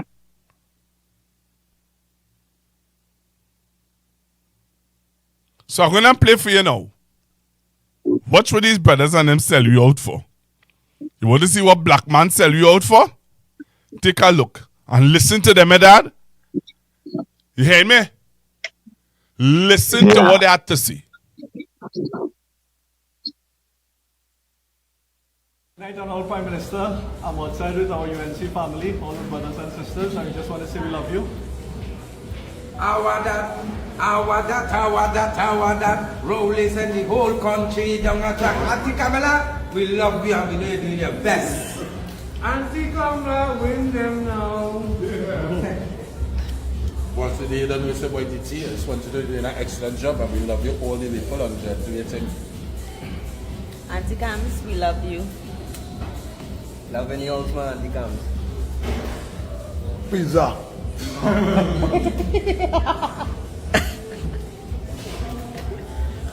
Boss, you don't know, love, yellow is cool.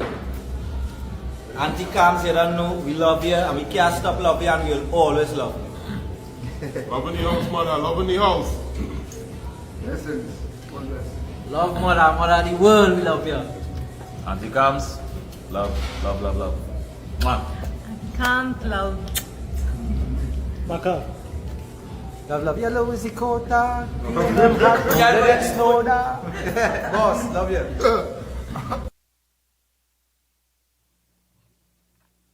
Me, you know. That fella in the yellow shirt is Machiavellian. Yeah. You know which part it is, right? Where? In St. Lucia.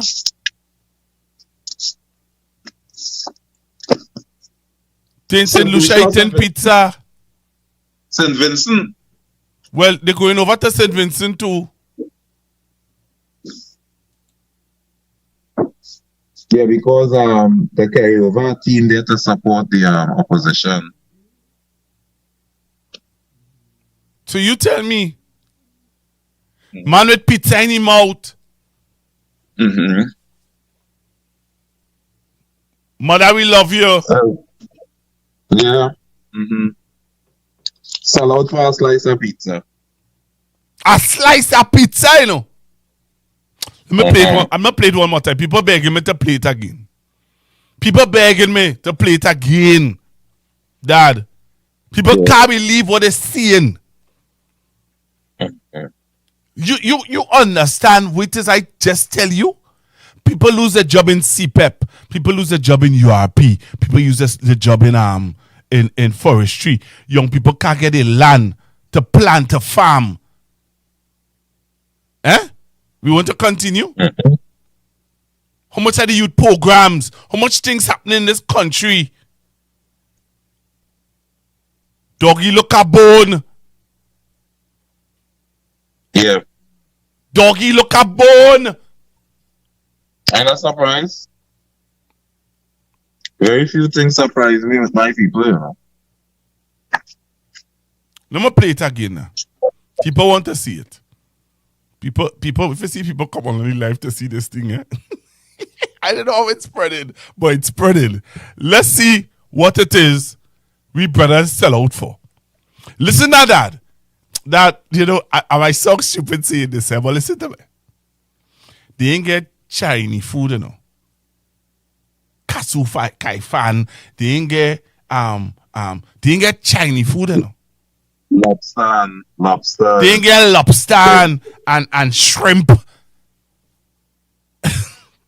the hell I see in here, boy? What I see in here, boy? Pizza, boy. Pizza, Dad.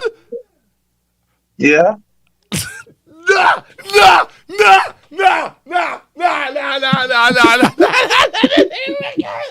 is wicked. This is wickedness. This is wickedness to the highest. Nah. I coming off the life. Nah. Black people, boy.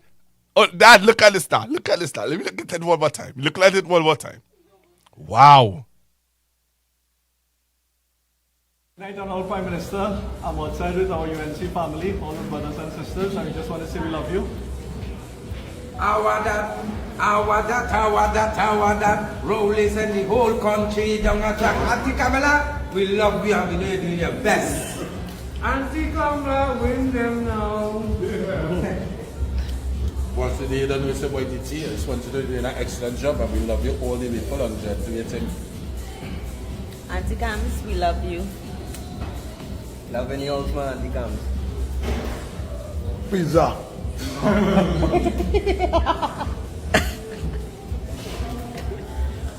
Boss, you don't know, love, yellow is code. Auntie Cams, you don't know, we love you and we can't stop loving you and we'll always love you. Love in the house, mother, love in the house. Blessings. Love mother of the world, we love you. Auntie Cams, love. Mwah. Can't love. Maka. Love, yellow is the quota. Let's know that. Boss, love you. Me boy. Man push a whole pizza slice in his mouth. Yeah. I want push a whole pizza slice in his mouth and say pizza. And hug up himself and say, love your mother. What mother, boy? I don't know how seriously black people take politics. I don't think they take it seriously. In interacting with people on the street and stuff, I get the distinct impression that black Trinidadians, Afro Trinidadians, they don't take the politics and the politicians seriously. They don't see it as their future, as their children's future. They don't see it as politicians could put their children in serious debt, and the children will have to be paying out billions of dollars in monies badly invested. They don't have a deep understanding of politics and the importance of their vote. How do we get them to understand that? How do we get them to understand that? It's black people, so you have to herd them together. Remember, if they aren't herded, they need a Malcolm X, they need a Martin Luther King, they need a Kwame Ture, they need a Marcus Mosiah Garvey, they need a Bob Marley. We have to find a very, very, very, very charismatic leader who could gather them into one place and become like a godlike figure to them. And that person would have to have a lot of resources to galvanize. The person who had the best chance of doing that was Jack Warner. Because having the kind of money he had and the kind of power and influence he had, he could have given his strength to save black people. Black people need a leader. They need a savior. Indians don't need that. White people don't need that. Right? They are people of independent thought. Right? But black people you have a herd mentality. And Jack Warner was the one best poised to bring the herd together, bring the clan together. He had the money to support the poor. Black people have to give them things. They have to give them handouts. Or else they wouldn't buy into what they had to say. You work with me in my crusades throughout this country. And it's the same thing. They need a leader. And the person who was best poised to be that leader was Jack Warner. And what did he do? He gave his strength and his money to Kamala. Imagine black people sit down around a table with flour and old cheese. Dad, don't ever vex that. Don't ever vex that. I get vexed. They need to be fed. They need to be fed. And it's a sad state. But when I did my crusade, the crowds began coming when I promised food. Once you have handouts and bags and they're giving away food and things, they will listen to you. They will follow you. And that we love you, Kamala, we love you, Kamala is directly linked to that slice of pizza in front of them. And I remember Dr. Rowley saying that people wanted to come in front of the house and give them $1,000. Right? And the PNM not doing that. But they know that is why they lost. Kamala promised them that $1,000. That is the pizza they eat in there. She promised that. The 10%. Yeah, and the 10%. Yeah, they need that. If you don't give them that, wow, you lose the support. Wow. And I knew when I heard Dr. Rowley say that, I knew the PNM would have lost. Because anytime you take that position, you tell black people, hey, what the hell with you? You want a handout? Well, there's a handout they want. And if you're not giving me the caller said it last week. When I hear black people saying they stop listening to black people and they're not listening to black people and they're listening, is that plate of food they want now? Wow. Is that HBC house they want, Is that 10% raise? And when they get that 10% raise, you know what they're going to do with the money?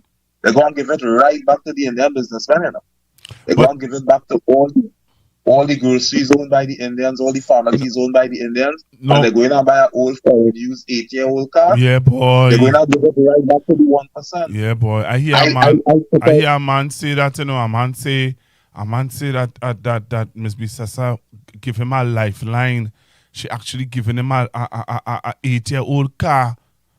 You know, it's a 8-year-old car, boy. Yeah, but for a black person, it's something. For a black person who not know, they always crying how they grow up poor. And I grew up with 8 of we and we sharing one egg in the house. Black people always celebrating their poverty as though something right about growing up poor. And we never have. And then Kamala come and now I could drive a nice car because of Kamala.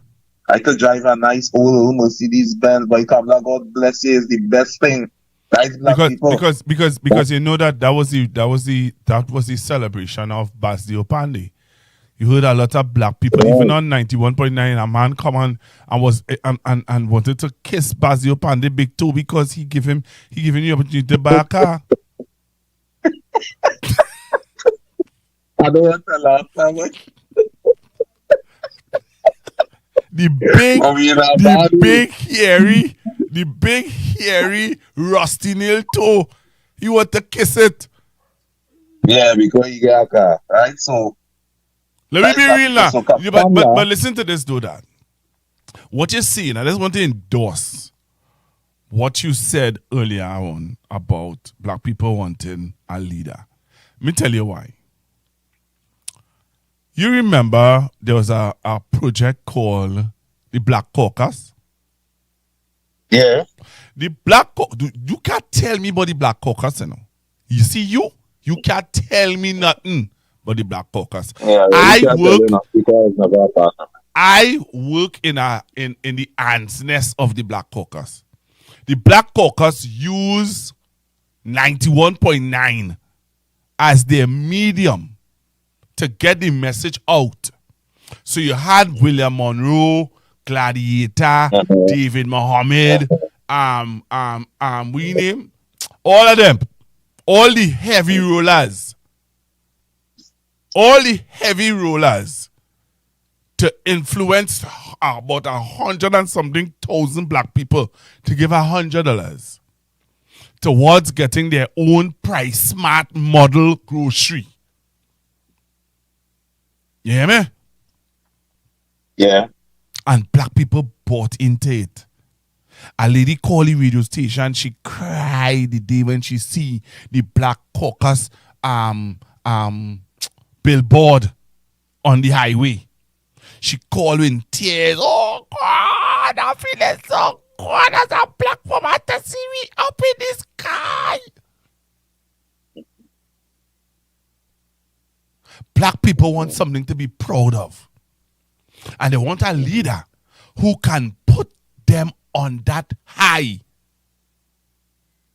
I remember the days when thousands of people will come out for emancipation.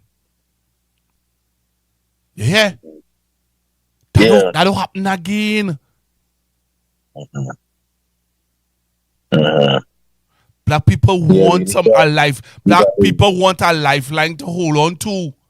And the only lifeline they had to hold on to was the politics, you know.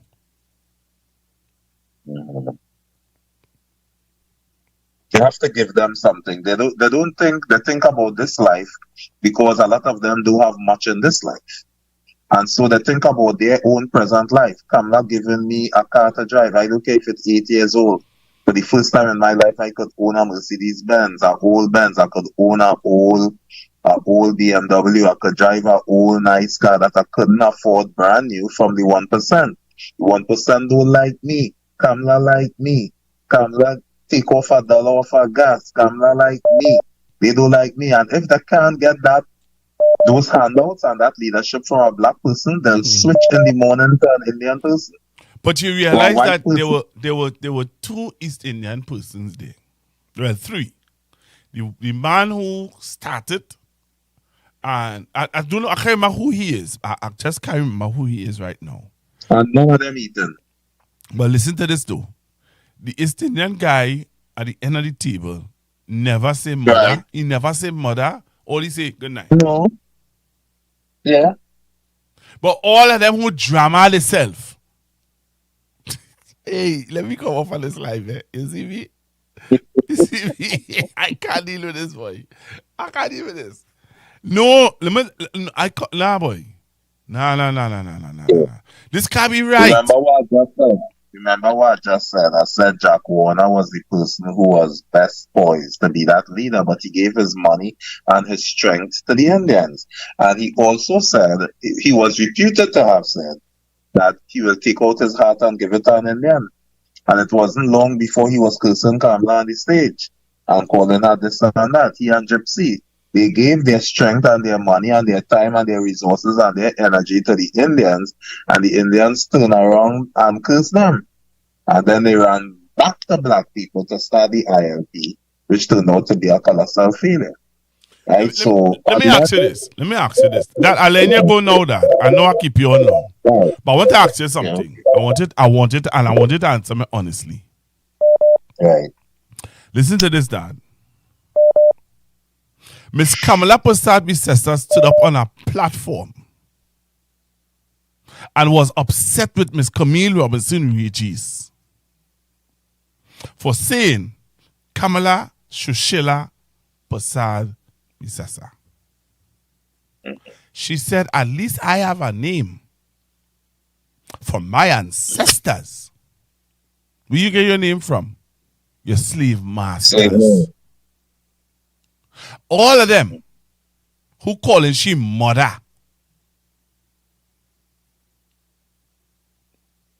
Who calling she mother? The name from where? Who them get the name from? You insult black people. And the same black people turning around now and calling you mother? Right. So what you see what that means to you, and you see how you're getting passionate about that? That don't mean anything to them. Yeah. To most black people that don't mean they're not getting that emotional about it. Yeah. You and I will get worked up over that, but the average black man in the street will care about that. Kamala give you pizza to hell with that, and they done with that. Yeah. Yeah. You know what she say? You know what that reminds me of too? You know what that reminds me of too? To the 3,000 people watching on the live, you know what that reminds me of? That remind me of Miss B. Cesar watching black people and calling us Rawan. And how did they kill Rawan? They kill him by his belly. I saw they kill Rawan. I will never forget when I was on 91.9. A Hindu pundit called in and he said to me, he said, young man, you have your passion is in the right place. Guard your belly. Because that's where they does destroy Rawan from his stomach. I'll never forget that. And we have black brothers sit down around a table eating pizza and calling Miss B. Cesar mother. I wish every black person had your passion. I wish every young black person like yourself and those even younger had your passion about the politics. But that is not so. But you know where I get that passion from? You. Yeah. Let me tell you something, Dad. I remember you tell us, you sit down and you telling me. You say, somebody had on a Timberland jersey and a Timberland shoes. And you ask us, you know what that Timberland symbolize? I'll never forget when you tell us that. I said, no. Yes. What Timberland symbolize? You said, Timber is a place where they used to hang black people on the tree. Yeah. And when they couldn't hang, the Ku Klux Klan couldn't hang black people on trees anymore. They make a shoe to walk on us. And that's why they get the shoe Timberland, to make the shoe to walk. And when you tell us that, boy, nobody can get me to wear no Timberland. Right. Nobody can get me to wear no Timberland. Nobody can get me to wear no Nautica. Yeah, but it's have plenty people who heard what I said that night who went and buy Timberland after. That's the thing. And most of those who heard what I said, they care about that. A Timberland is voice in style. I also told the people that the black woman who invented the recipe for Kentucky Fried Chicken, right? When the white man, you see that white man we just see with that beard?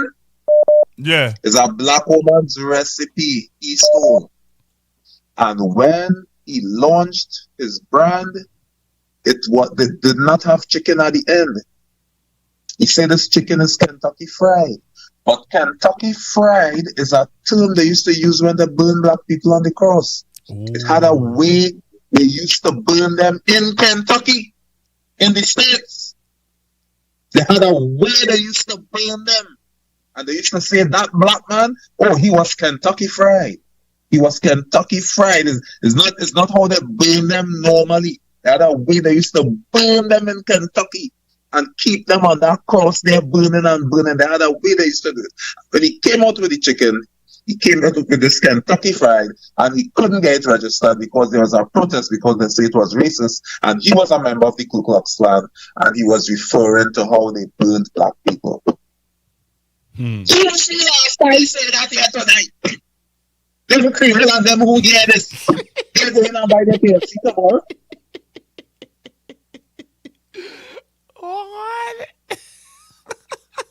Oh, you know that why we didn't like you. I don't care, see. You know why we didn't like you for that, you know. We didn't like your ways. We didn't like how you used to tell me things. Oh gosh. Right. So I wish more of the young men who heard what I said had your passion and your intelligence and your will and your strength of character. But unfortunately among us, we're in the minority. That is the fact. I still love my people to death. Have you noticed how black people supported Traore? Yeah. Every black person you talk to, they love Captain Ibrahim Traore of Burkina Faso. Yes. Every black person, they like him. Why do they like him? Tell us. We love him for leadership. Yeah. We are alone. We need a savior. Yeah. We need a redeemer. Malcolm X dead. Martin Luther King dead. Marcus Mosiah Garvey dead. Bob Marley dead. Our leaders died. We don't have a visible leader. Bam! We get Captain Ibrahim Traore, every black person on the planet, ready to line up and walk behind him. Why? And here why you like him. Unlike the other black leaders who was taken from us and allowing the white man to rape the country and go away with the lion's share and giving just the elite $1 billion a year. Captain Ibrahim Traore, he drives around in a very old car. He's building up the country's farming and he's returning the resources to the people. Burkina Faso is a fine example. If we get the right leader, we could change the entire world. Unfortunately for us, we hang all our hopes and dreams on that leader.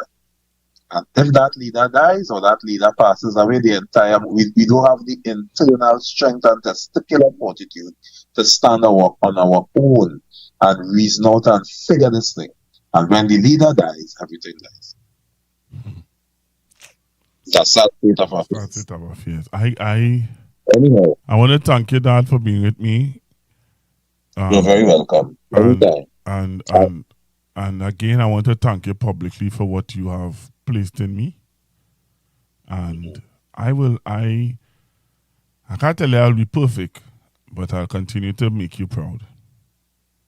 It will get me emotional there, and I want to cry on this. So, good night to your listeners, and my grandson doing very well. Teach them about the whole class. My grandson had to teach them about 1990. I love that. Yeah? All right, well, have a good night, and we'll be in touch. Yeah, Dad. Thanks very much. Yeah. All right, Trinidad and Tobago. I don't know about Tolly, you know. I don't know about Tolly, boy, but I know my belly hurting me, yes? My belly hurting me. That pizza, I see them eating them, my belly hurting me.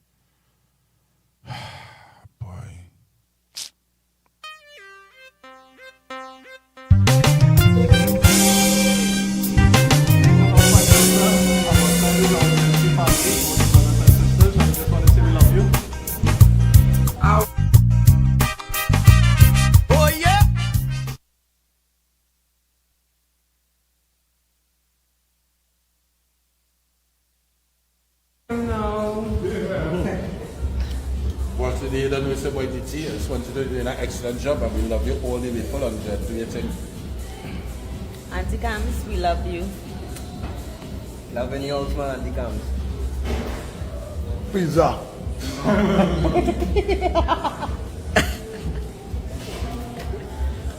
Boss, you don't know. Love. Yellow is the code. Auntie Cams, you don't know. We love you and we can't stop loving you and we'll always love you. Love in the house, mother. Love in the house. Listen. Love mother of the world, we love you. Auntie Cams, love. Mwah. Cams, love. Maka. Love. Yellow is the quota. Yellow is soda. Boss, love you. Arrogant and black, so you look for greener pastures and went and vote Kamala back. You do like Dr. Rowley, you do like how he does talk. You went and vote Kamala, the woman could hardly walk. Camilla, making me suffer. Camilla, making me suffer. David Lee get arrested, he end up in the hospital. These alleged corrupted big boys care want to make jail at all. On one hand we have Kamala doggishly looking for war. On the next hand is the boy girl rat is man he looking for. Your AI song for election, it was a mortal sin. Your lion say when UNC win, everybody win. But after election, you let go your princess tongue hen. Now CPEP and URP workers catching the nenen.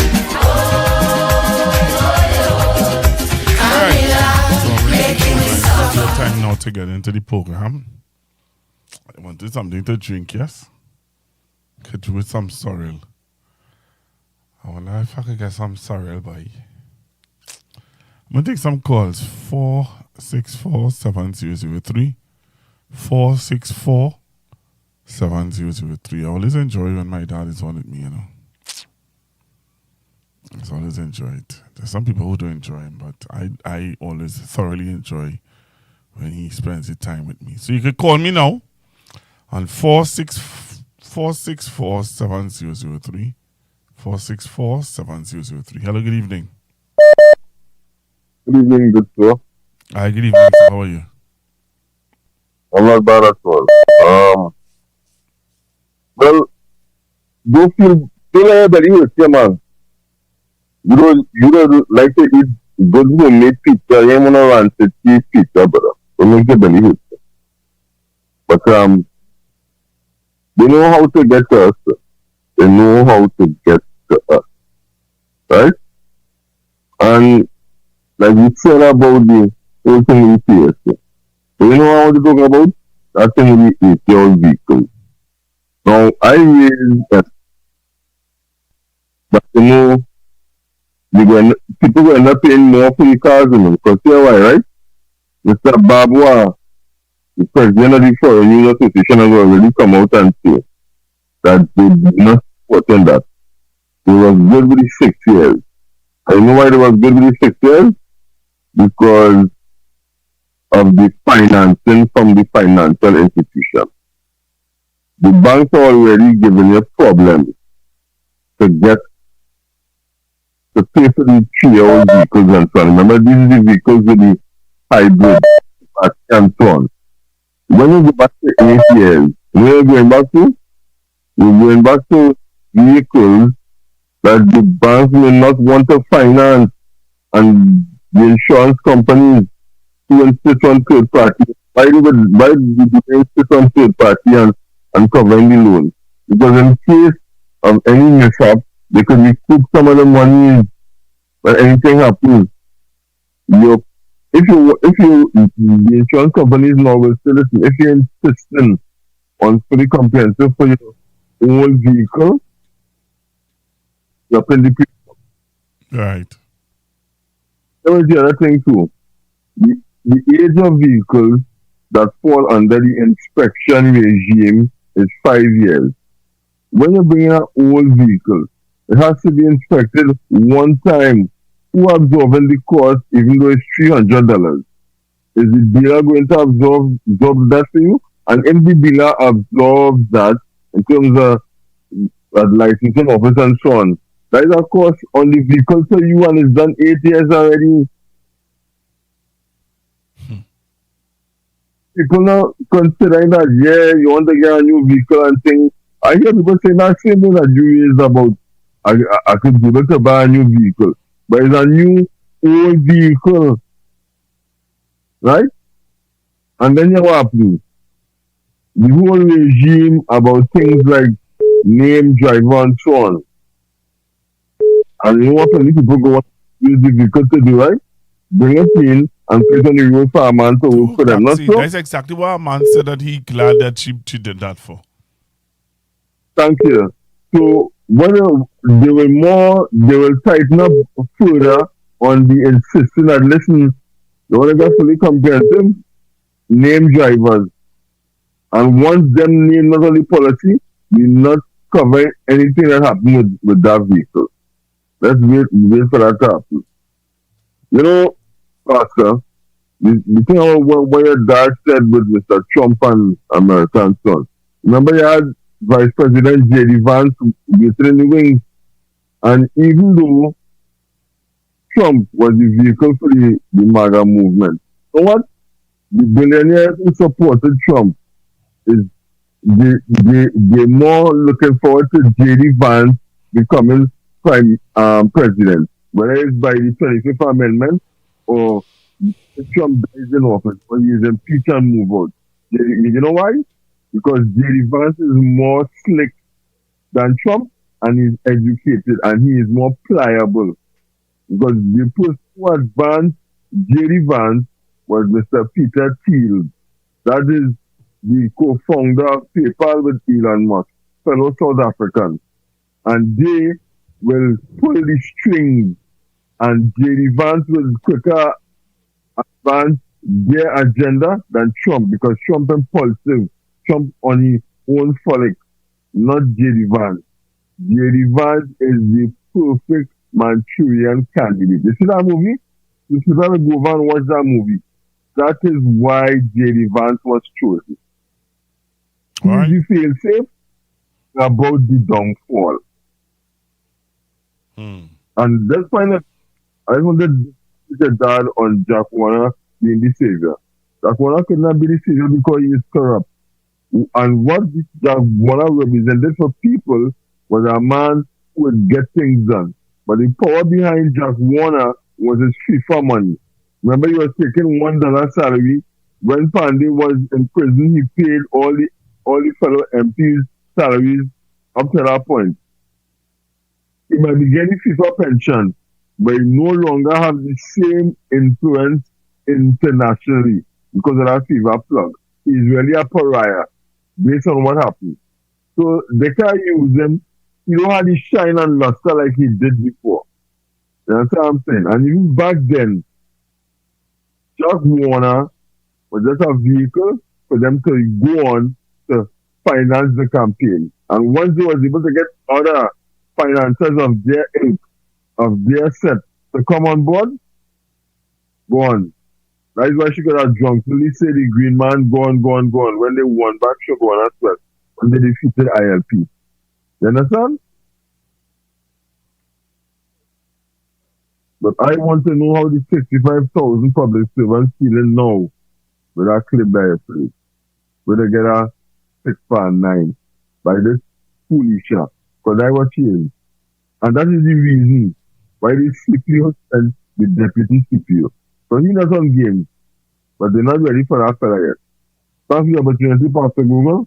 Great program as usual. Thank you very much. Right, so I continue to take your calls on 464-7002. You know, so I want to find that Shushila song. I want to find that Shushila song. Anybody could find that Shushila song for me? Send it now, I'll play it. Hello, good evening. Hello, Pastor. Good evening, sir. Pastor, it's a good thing. All I can say, it's a good thing.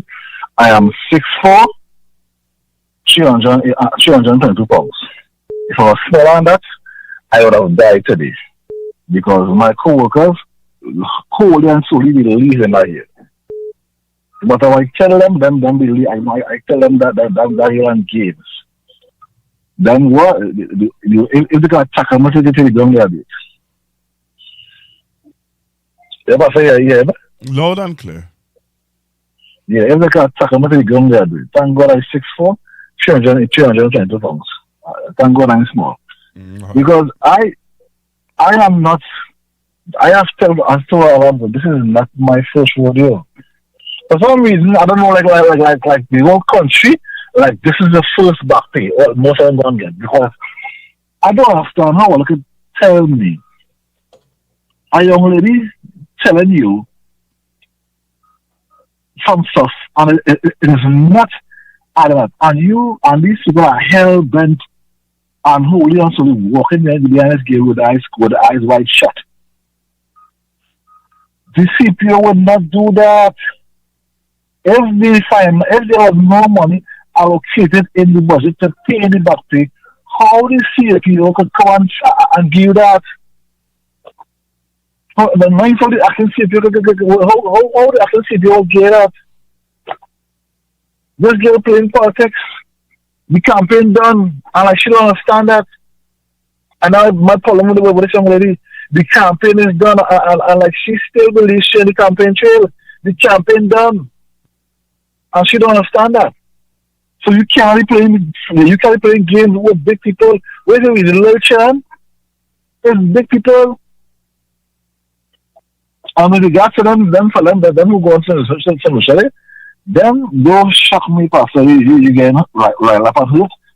All of them, none of them can shock me. Because just trust me, Pastor. 2 months down the road, 3 months down the road, you're going to see all of them back on social media, cussing the again because they got job again. Election the fight, election going to win, they got pick up. All of them going to free of charge, and again, all the money in pocket, and again, some food in the belly. But when the smoke clear, when the dust clear, they're going to jump all of them again, you're going to see all of them back on social media because that's a little that deal. She even right close to me. And she talking to she was guess about amount I was saying, just forget she and she right here and this and that and she letting go and she's still suffering. Everybody get a she get them them shocking me. You shock you brother, I am not. I know these people, them hustlers. These people are hustlers, you can kick, you can spit in their face, they'll take a rag, wipe it off, and come back next day. Because they're hustlers. Once you feel in them, once you feel them, once you feel no loyalty, once you feel in them, you can cheat them all you want. That's how it is. No, it shocked me. So like I said before I go, I don't know what's really going on with the government with regards to freedom of speech, because for some strange reason, every time these people in power, you could tell that when they're out of power, they can say what they want, they can do, they can cost the world. When them come in power, it's like they want to work soft, they want to work on action. They don't even mention camera name, they don't even talk, they don't say no camera. Now 10 years straight, 9 years and some months straight, we didn't say about us all, we would forget. But now, the minute you mention camera, I don't want to kill you. Anyhow, let's listen, I'm making some space. I go on. Thank you very much. All right, so callers, just remember there are a lot of other callers want to get in. You know, a lot of callers want to get in, and we want to give everybody an opportunity, please. All right, so when you're calling, just remember there's a lot of other callers want to get through. Please hold on your television or your phone, please. Right. Yeah, good night, Pastor Abula. All right, good evening, sir. Good night. I listened to your father, your dad, and he is very, very brilliant, and he put some good values in you. I listen to him very attentively. And what he speaks about the KFC, and when I see people running in KFC, I read KFC. I know KFC was the black woman, she the one that had the sauce, and they come like the pattern, they come like a pattern. And she never get recognition. So the sauce and the man who could understand that, he ended up running with that, and that was worldwide. Today, that's why it's all over the world. Okay, but one thing I want to tell you, in Parliament, you see what takes place between the opposition, the finance minister and the prime minister. I did not want him, and then all they know. I'm getting a bad feeling. It could happen again, but this time they will use some hard utterance. Instead of saying Negro, they will use the N-word, and one of these days, one of them ministers on the opposition will walk across and slap one of them because they are pushing this racist very bad much in the country. I've seen it coming. All right, thank you very much. Yeah. All right, so the views of the caller is not the views of Constructive Talk. All right, and I believe that the opposition could control themselves, man. They're doing a very good job of it so far. Hello, good evening. Hello, good evening.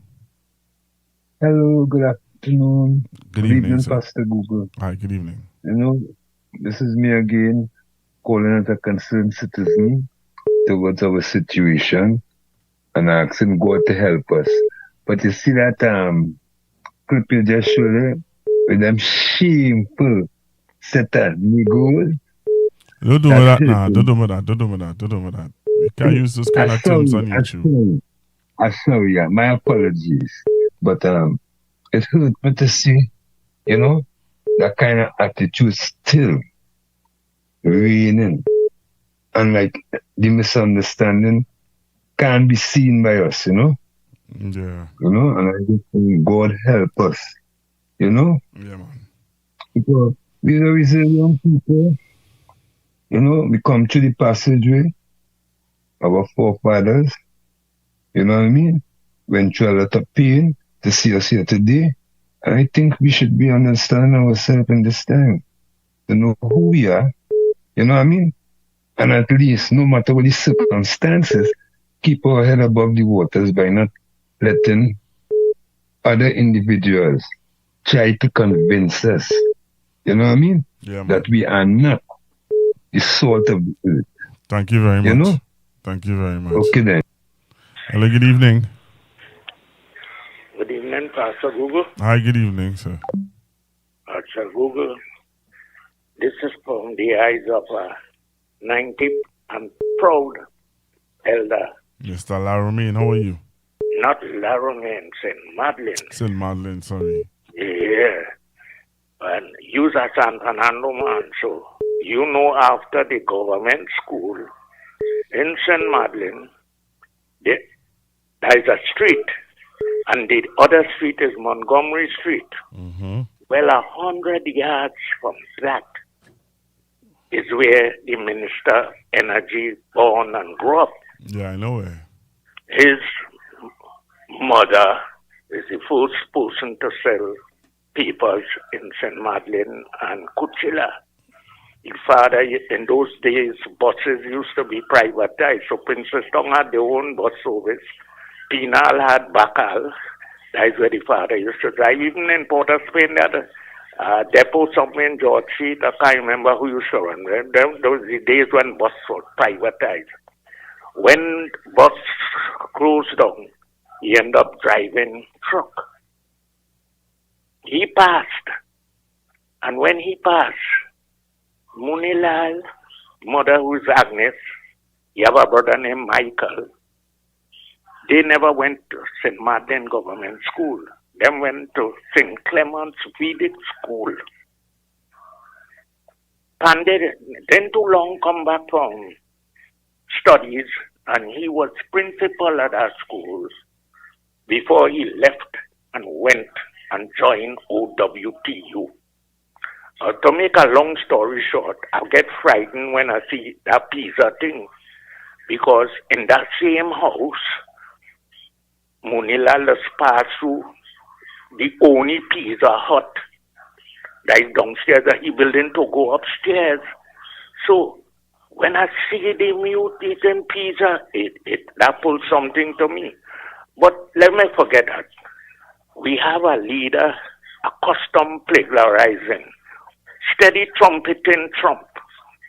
And when this woman sees the Prime Minister Canada, Carney, telling Trump where to go with his making Canada the 51st state of America, I just feel, I have that gut feeling.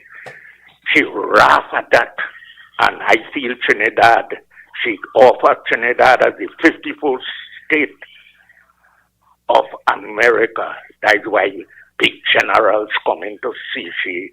And come on, something really wrong. And she ain't addressing nobody. They ain't talk. It's only the Attorney General talk. We in a mess. I've gone to sorry for taking so long. Okay, thank you very much. All right, so continue to get calls 464-7003, 464-7003, 464-7003. Hello, good evening, caller. Hello, good evening, caller. Sago. Hi, good evening. Good evening, sir. Now, I remember the interview you had done with your member of parliament for San Fernando, Brian Manning. And that same Salisha Thomas. Salisha Thomas go on the few days after and pull out a big letter and saying, remember Parliament lie, with the letter here, they never promised me this and they never promised me that. You can't remember that? She put out a letter and she says so. But you know this is the rope she get. You know she put out the letter. So you have to call back Brian now to ask her why she didn't pull out that letter from the envelope. And the fella here was showing around the table, the fellas them. The fella is the Agriculture Minister, Ravi Ratiram.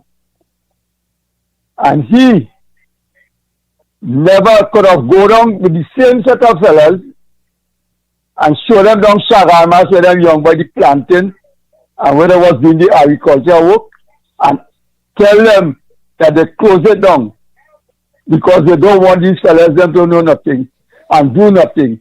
And their fellas who was sitting down around the table, they could have answered all now and say, but you could have shown me that and we didn't tell you. Don't forget forestry, they forget CPEP, they forget if they have family, relative working in this company to give the same family and them sit down around a table, politicking and eating pizza and boiling mother. You go see where that same mother go do with them when the time come later. All right, thank you very much, caller. 464-7003. 464-7003. You can call me now and tell me what is your views. How do you feel? All right? Call me and tell me how you feel. But we can't organize together. Why do you think that is? Self-hatred, petty differences, and the indoctrination of white supremacy, meaning most black people feel the only people they need to be accountable to are whites. They can never answer to a black person. This is why if you talk to any black supervisor or black manager, they'll tell you they get more hell from their black employees than their white ones. Because whenever we see black authority, we rebel against it because we've been trained to believe that black people are worthless. And if you yourself is worthless, how much more worthless will be your authority over me? Until we do something about the collective self-hate of African people, we will never change anything else. It is the psychological crutch of self-hate that keeps us where we are. We are $2 trillion people. Why are we waiting for reparations? Don't get me wrong. We're entitled to reparations. But why are we waiting on them with that type of money? It makes no sense. It's because we do not believe in working together. We would rather wait on white supremacy to change itself before we change ourselves.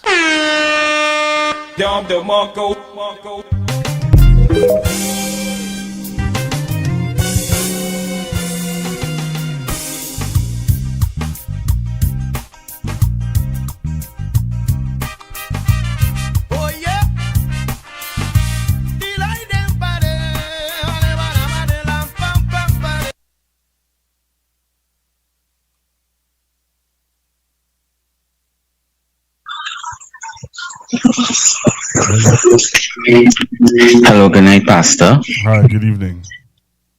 Yeah, man. Hope you had a great weekend over the weekend there.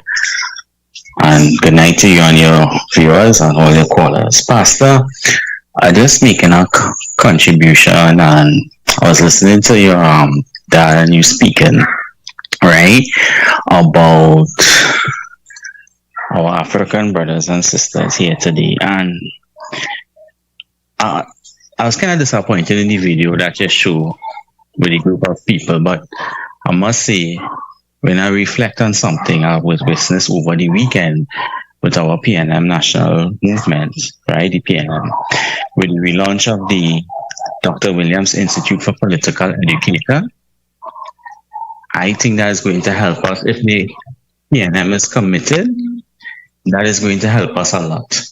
Because the people that were there, the elderly, mixed with the young, not young teenagers, but the young professionals in that crowd, for what I witnessed online, because it didn't show the whole entirety of the program. If it is continued, I think it is very imperative at this moment in time. Because somehow I believe we have just lost our way as a party, right? I mean, we see a perfect example in the video display, but a program like this relaunch is going to give us a sense of identity, right? Because things are happening in the background and we have to be alert. And sometimes I and all get riled up with the opposition leader on certain matters. But when you reflect and you think that, hey, look, they have to go Parliament on Friday. And while they were in Parliament Friday, Mr. Imbert told us that they did a legislation change for the cryptocurrency. They kind of slip it underneath there, right? And then now they have to go this Wednesday here coming to discuss the standing ground. So the opposition will be sort of meshed. They'll be kind of overwhelmed. So to reach out to us will be a difficulty. But as I say, if they keep this program that they reintroduced with the Dr. Eric Williams Education Initiative, hopefully that will build us up properly, and the young people will be aware of the imparted knowledge from the elders, the young persons, right? Like your son, who you mentioned earlier on, they will have an idea of the roots of the party, about the civics of the party, and how this PNM party governs a country. Because that is what we miss. Everybody, even your viewers, that is what they're saying lacking right now. There is no proper governance in this country. And my final point is that if you could get a SOS to your mayor, right, Mr. Paris, and advise him, because I was thinking over this weekend, it's imperative as well that all PNM mayors or of the regional corporations that are in charge give an account of how they're spending their money. Because I see a very sinister thing by Philip Alexander, that he's going about posting online videos about the PNM areas, borough councils or corporation not picking up garbage and this stuff and thing. And we know money was not properly allocated to these corporations, so they'll have difficulties in dispersing money for everybody equally. So I believe it is imperative that to get on the ball of the game, that these corporations, PNM-run corporations, come out and give an account, a governance account of how the money is spent. Because I believe it's going to have plenty bacchanal coming with that just now. Pastor, thanks for giving me this opportunity or overtime extension to make this contribution. All right, thank you very, very much. Thank you very much for your call. I saw that information that you shared, young man, about the cryptocurrency thing, and a lot of persons, that has gone over a lot of individuals' head. A lot of persons are not aware of it. A lot of persons who enter the crypto to even know what's going on. They don't even know what it is going on, to be quite honest with you. Hello, good evening. Good evening, sir. Hi, good evening, ma'am. Can you hear me? Yes, I'm hearing you loud and clear. Can you hear me? I'm hearing you loud and clear. Something beeping. I hear something beeping. Well, the beeping is because other persons are trying to get into the program. Oh, okay. And that beeping is well loud. I think it is my phone. Tell me when I'm on, right? You're on right now. Oh, okay. I didn't know that. Oh, this is a first-time caller. I'm calling from Orlando, Florida. All right, thank you. And I have a question here. Well, a couple points though. I have a question here. Firstly, it's pretty interesting what Kamala, the Prime Minister, said to Camille Robinson wages about the name.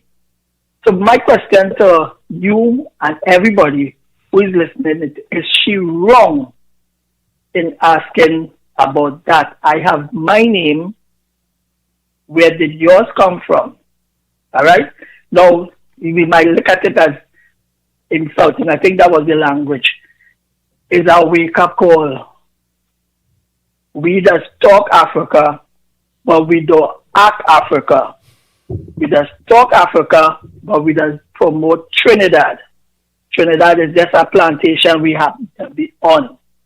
And they came, standards I'm speaking about, as indentured workers along with the Chinese people, but they kept the religion, and of course they kept all traditions that they came with. Ours that we came with is maligned, and not only maligned, it's subjected to be doomed in the next maybe 20 or 50 years, because we don't hear nothing much about. I live out here in Orlando, and all we hear is about roti and doubles. We don't hear nothing about pilau and other things like that in that transitional way. We don't hear nothing like kanki and pay me and stuff and things like that no more. Just saying, but that is the point there in identifying tradition. However, Trinidad has to be very careful. It's my other point here. Has to be very careful with how we promoting PNM. PNM has laid the groundwork for the negative, ironically, for the negative that we see going on there. And if they try to change it now, it could be tough on some of them. I hope they try to. Some of the back and forth going on there with Colin Burt and the Prime Minister, that makes sense. Colin Burt had to tone down. Straight up. You can't be doing that. I ain't supporting nobody. I have no dog in this fight here. I have no dog in this race here. You have to tone down. And she is totally out of line. She can't do that, And we have to figure out how we go as a people. Because this, I think somebody mentioned it already, this government that we have here, this is another point here, I'm piggybacking on here. This is a Hindu government. Let me be clear. This is a Hindu government. And they represent themselves as Hindus. We must understand that and take it into a next realm. And let them know, well, look now, this is not about your religion. This is about Trinidad, Tobago, as I would say. We have to figure that out. These are the points we must take into serious consideration. And never allow that to happen again. Let me say it again, Pastor. Never allow a religious organization to take hold of the country. They go destroy it. The biggest case, Pastor, East Indian people right now is pushing to get the people aligned in other countries in the Caribbean, St. Kitts, Antigua, St. Lucia, St. Vincent. They're buying up lands all there. So when the CARICOM takes shape, really and truly, they wouldn't be maligned. I'm just saying this has nothing to do with bias or racialism, period. These are just facts. So right now, the St. Vincent, they're trying to see if they can help the opposition get into power to get Ram Gonzalez and them out. These are facts. So we have to pay attention to these things, because the Caribbean have to come together and support Venezuela at all levels. The Caribbean, headed by CARICOM, must come together. And she is feeling, right now, she's feeling, okay, I'm in a hole here now, I have to find a way to come out. She cannot come out. We have to keep her there and keep people there and let them know this has nothing to do with you, Kamala, and the East Indian vibes. This has to do with the Caribbean. And if that ain't working, Pastor, we in trouble. So that is my little 2 cents I'm putting in there. And thank you for the opportunity. Good night. All right, thank you very much. Thank you very much, caller. All right, continue to take your calls. 464-7003. 464-7003. Hello, good evening. Hello, good evening. Yeah, good evening, Pastor. A long while I didn't call your station, but I'm listening whole night. And I don't want to get myself in no kind of thing, but you bring back some memories with our old calypso that sing in the colonial times. See the chess law. this is a warning to the rich and poor. Be careful, friends of the seditious law. If you trap with that offense, you have no evidence. Them have to license, we mouth, they don't war, we talk. Idiot. I don't know if you remember that song. And it went on to mention where a fellow was trapped with that offense and the lawyers couldn't break down the evidence. The jury's decision is that he was guilty, but the judge, when he acted with sympathy, like giving him 2 years in custody, them happy license, we mouth, they do war. It bring back a memory of that calypso, and it bring back a memory of Lord Invader. God made us all, and in him we trust. So nobody in this world is better than us. If you is an ego, it is plain to see. You're bound to suffer from misery and tyranny. And it bring back another memory of a calypso with Maestro. But it have a lot of things that I could have talked on this program here. But I think I ain't going for. I listen to you talk about food, and I have an issue with that too. When Christ was being tempted after fasting for 40 days and 40 nights, and he was led into the wilderness to be tempted by the Spirit, by the devil. When the first temptation is, he used the word if, thou is the Son of God. If is the biggest two-letter word in the English language.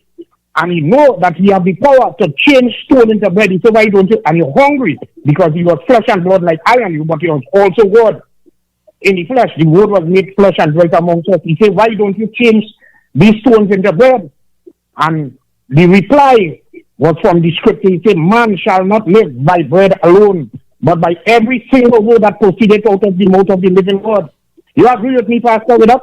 Yes, sir. All right. Well, I'm listening to the program candidly, and I could get into some other directives.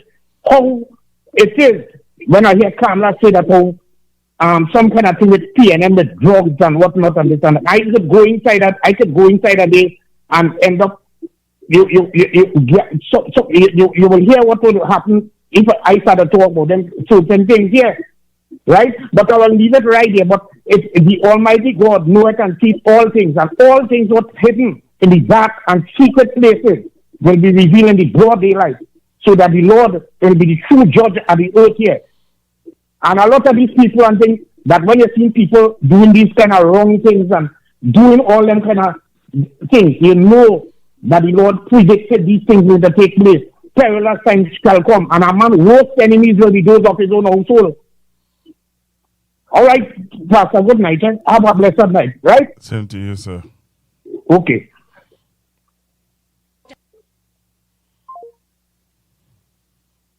Kamla Sushila Pasad Bisesa. Isn't that a beautiful name? Yeah.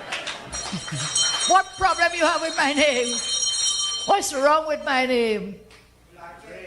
Yeah, Camille. At least I have a name for my ancestors. Where you got yours from? Your name is that of a slave master. So no, Sushila. You didn't have to insult me so, Sushila. Tell me why?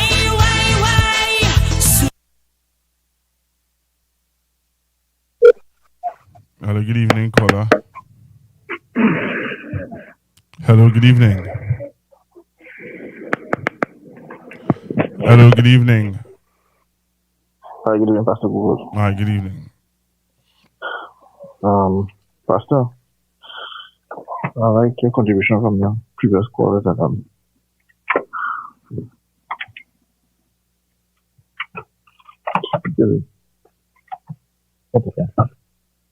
hello, can you hear me? Yes, caller. Yeah, all right. That was something with that video and Excuse? So I thought they say that the UNC is not political in what place it's in Vincent. But that video proved otherwise. So who was actually lying? Also Pastor Google. I am seeing a gentleman who is being caught up in certain things. Right? In terms of the agriculture minister. And I asked myself, how could people associate with that individual when his name is caught up in a sort of controversial thing? And like I said, then people really selling their heritage for a matter of passage. And it seems to me, I also go very controversial. I think there are certain people who should not vote at all. I think people should be, I think how people vote, I think you have to test their, I don't know, their mind or something, because I don't know, something could be wrong with certain people in this country. It doesn't make any sense at all. And I would not see myself associating with that local individual because his name is called up in a lot of things. And that is something for our next discussion. You'll have to be stuff of gold. All right, thank you very much. So the young man who called earlier on, he talked about the crypto, and he talked about what happened in the parliament that a lot of people are totally unaware of. So I'm going to play it for you. I saw this video, and when the young man shared his conversation earlier on this evening, I said, hey, this is what the young man is talking about. So I'm going to play it for you guys, those of you who may not even know what he's talking about. Some of you involved in crypto in Trinidad.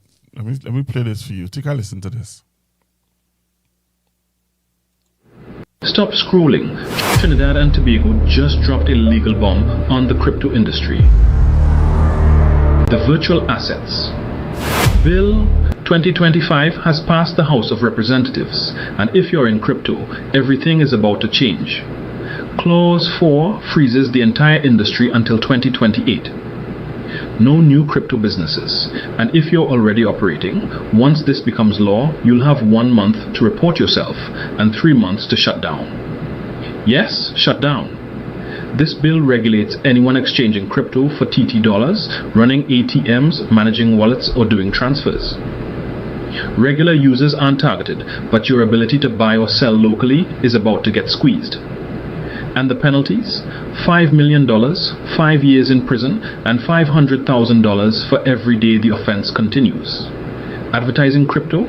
Also banned, since no one can be authorized until 2028. Every crypto ad automatically becomes illegal. The bill now moves to the Senate, the last chance for any changes. If the Senate approves it, it goes to the President, then the Cabinet picks the start date. And once it's proclaimed, your 30-day and 90-day shutdown countdown begins. If you operate in crypto, your window is closing fast. Follow for updates. This story is moving fast. Stop scrolling. So you heard it. That's that. When I saw it, I said, hey, because I know a young man who is heavily into crypto. So I sent it to him, and he didn't respond. When I realized that he didn't respond, I said, whoa, maybe he's doing his investigations. So yeah. Yep. This serious. Yeah, I know you are crypto man. Mr. Manning. Mr. Patrick Manning said, what?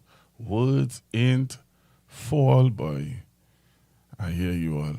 Yeah, it's a serious thing.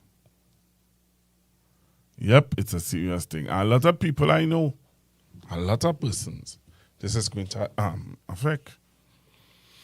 Those of you who are on the live, click that like button for me, that thumbs up button. Those of you who, appreciate Constructive Talk and you like what you're hearing, please click that thumbs up button. You see that thumbs up button?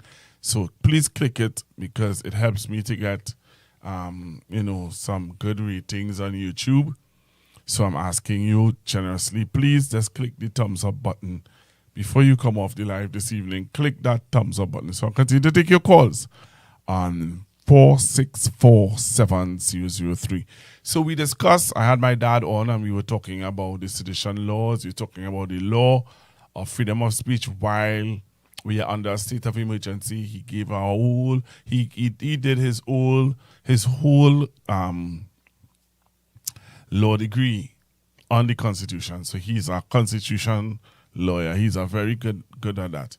Also, Dad would have weighed into, we would have looked at Felicia those of you who didn't see it on the news this evening, the PSA president, we don't know what's going on. We don't know what's going on. Hello, good evening. About the earlier part of the cellular, right? I don't know, you're sounding muffled. That's all. I want to highlight something here with respect to the cellular. Yeah, but you're sounding very muffled. That's all. Come on. You hear me better now? Much better, thank you. Now, here what is happening, right? So, now I'm glad you played the clip from Zahir Ali. Now, he spoke about Regulation 10 with prejudicial to the public safety and so on. If you recall, a gentleman was charged for threatening Commissioner here with Christopher and Dr. Rowley. You recall that? Yeah. Right. Now, he went to court and he was sentenced and so on. Right? But hear this. What people not studying, what people missing with the detention orders. The detention order, you go through no trial, the minister could determine who to pick up and make them subject to the detention order for an interminable period of time. So we're trying to say that we're trying to say is that the minister could send police officers at my home because of constructive talk and say that you are inciting people and a detention order could be issued for you on this platform. Right? Once they deem it is prejudicial to public safety under Regulation 10. Now here the next thing. The 3-member tribunal is set up for reviews of persons subject to detention orders, right? The senior prison officer, that is Mr. Gorda, who is now under the detention order and detained out there in Tetron, right? In October, he was reviewed by the tribunal. And the tribunal said to release the gentleman, you know, who has the power to say, no, I'm not complying with the tribunal's decision? The minister. So Minister Alexander has refused since October to accede to the recommendation of the tribunal to release Mr. Gorda. It is the same thing anybody who is apprehended under the detention order is subject to. Now, Mr. Ali went on to say that you also have the laws of sedition and so on. But it's up to the minister to decide whether he would apply any one of the offending laws that the person under the detention order and make it go to court or trial. He is the sole arbiter of that. And if he doesn't feel it is in the public interest to charge a person who is under detention order, he doesn't have to. And that is the danger of the Regulation 10 under the SOE that people must be aware of.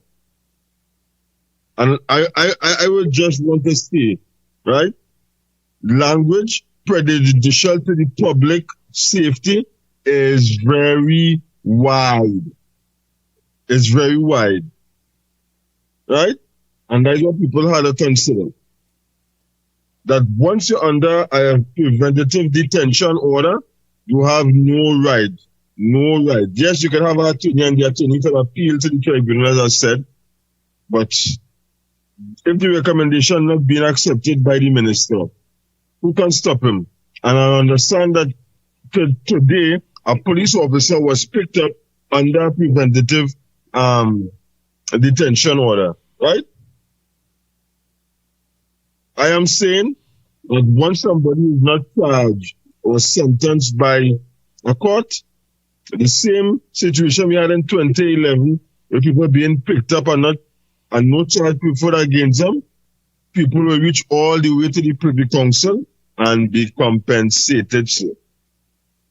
And that is the danger of the action of the state under the SOE.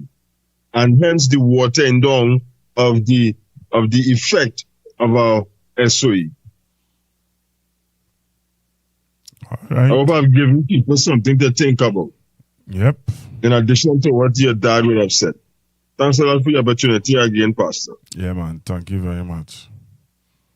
Thank you very much. What the madness am I seeing here, boy? Those of you on the live, I'm going to play a video my dad now sent me here of a man being robbed in Port of Spain. I don't know how many of you saw this video, but my dad just sent it to me, and I know he sent it to me for me to be very careful while in Port of Spain. I want you all to take a look at this video. Take a look at this video. Share the live. Share this video. Share this. Share this video with your friends and family. You see, well, yeah, this is serious business, you know. So I want you all to share this video with your friends and family. Come on the live and take a look at this video. Take a look at this video, yeah. All right, take a look at this video. Share the video. Share the live. Take a look at this.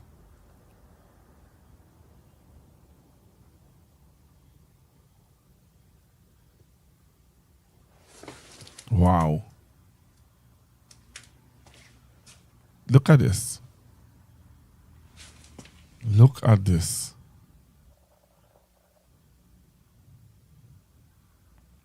And watch now. Watch. A car pull up, you know. A car pull up, you know. And that is right by the waterfront. Let's take a look at it again. This man just come and raft the bag. Raft the man bag and run with it. Wow.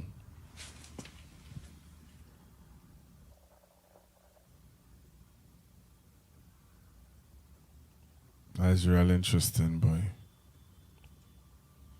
It's real interesting. It's sad. That is really sad. I know some of you seeing on the live that you saw it already. And that is just for some people who didn't see it. Sushila, you couldn't let sleeping dogs just lie. Sushila, a rose by any name will smell as sweet, but not when the name Sushila. Camille start to beat at the brunt of the childish job while she took offense. Let go a load of gobar in her mock defense. She said, my name is my ancestors. Yours come from a slave master. That is what the good lady had to say. So many years since Shahaji by, she kissed race relations goodbye. Fling we history back in a vicious way. So tell me now why you stoop so low, Sushila. Why the hell you insult me so, Sushila? Try to cast me in the hole of shame, Sushila. How we have we slave master name, Sushila. But in slavery we had no voice. Master took away every choice. But you dragged up a painful past to tell me we come dead last. I know the code that you want to speak. I lose my name so that makes me weak. It's a sensitive corny mash. That was not Jahaji by brotherhood of the boat. It's Jahaji Bash. The race barrier you crash. That was not Jahaji by brotherhood of the boat. It's Jahaji Bash.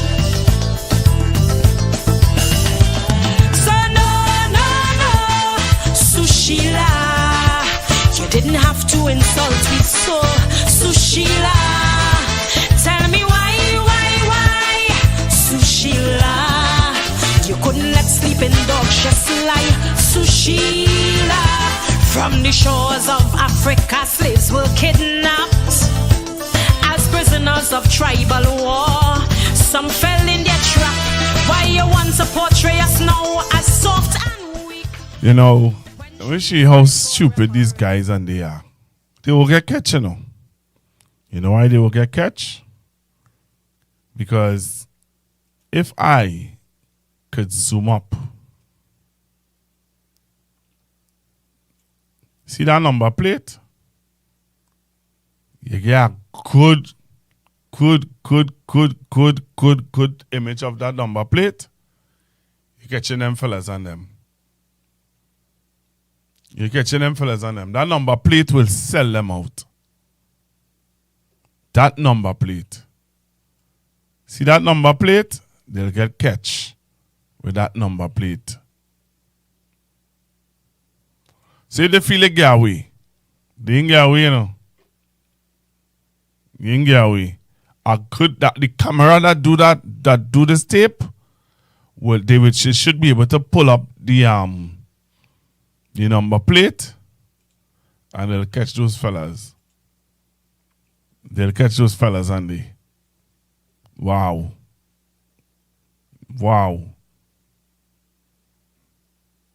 Somebody say this, I see it. Somebody say it could be a fake number plate. I don't feel so. But that area have a lot of cameras. And they would be able to zoom up that fella.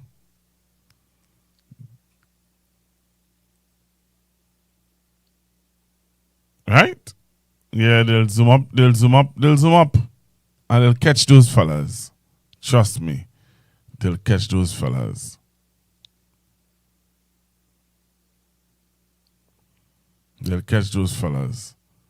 Wow. See what it reached to, right? In Trinidad and Tobago. That is what it reached to in Trinidad and Tobago. Wow. Apostle Dr. Corey K. Grant. Oh, when the river flows, it will bring every dead thing to life. Because he is Yahweh, Alpha and Omega. That's who he is. Invites you to an evening of just worship with the Burton sisters. Jesus, we need a fresh Spoken word.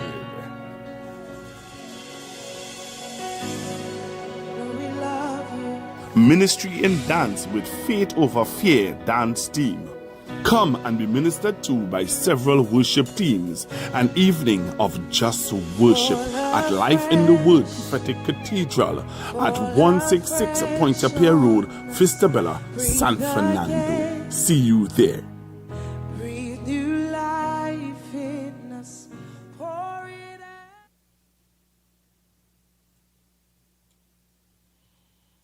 You give your hand to me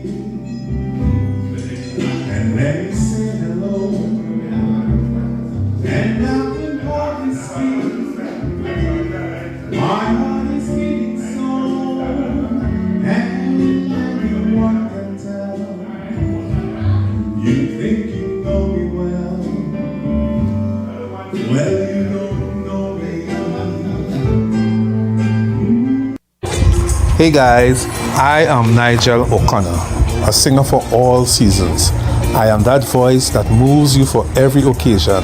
I am that voice that celebrates life moments one note at a time. I am Nigel O'Connor. You can contact me at 783-0054 or 754-3154. And oh yes, that's me singing in the background. Nowadays I'm not speaking song. Here today. I want to start by reading a quote for you that is trending online now.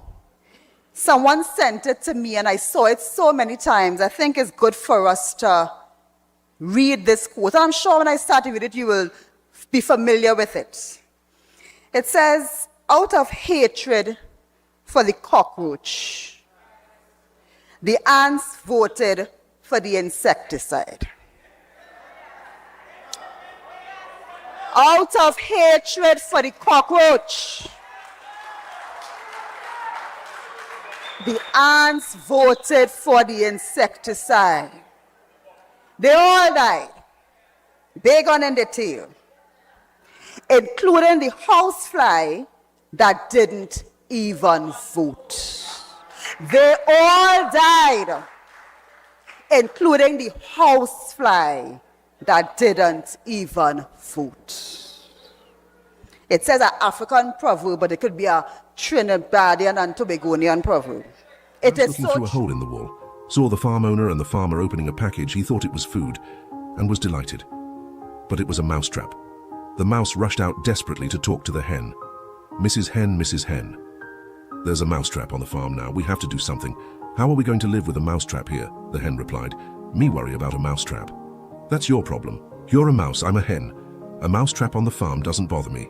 The mouse lowered his head and went to find the pig.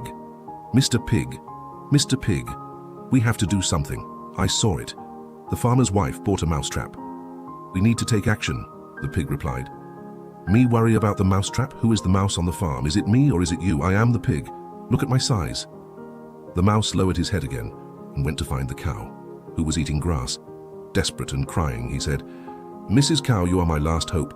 The farmer and his wife bought a mousetrap. We have to do something, the cow replied. You interrupt my lunch to talk about a mousetrap. I am a cow. You are the mouse here. The mouse was sad and disappointed. No one wanted to help him.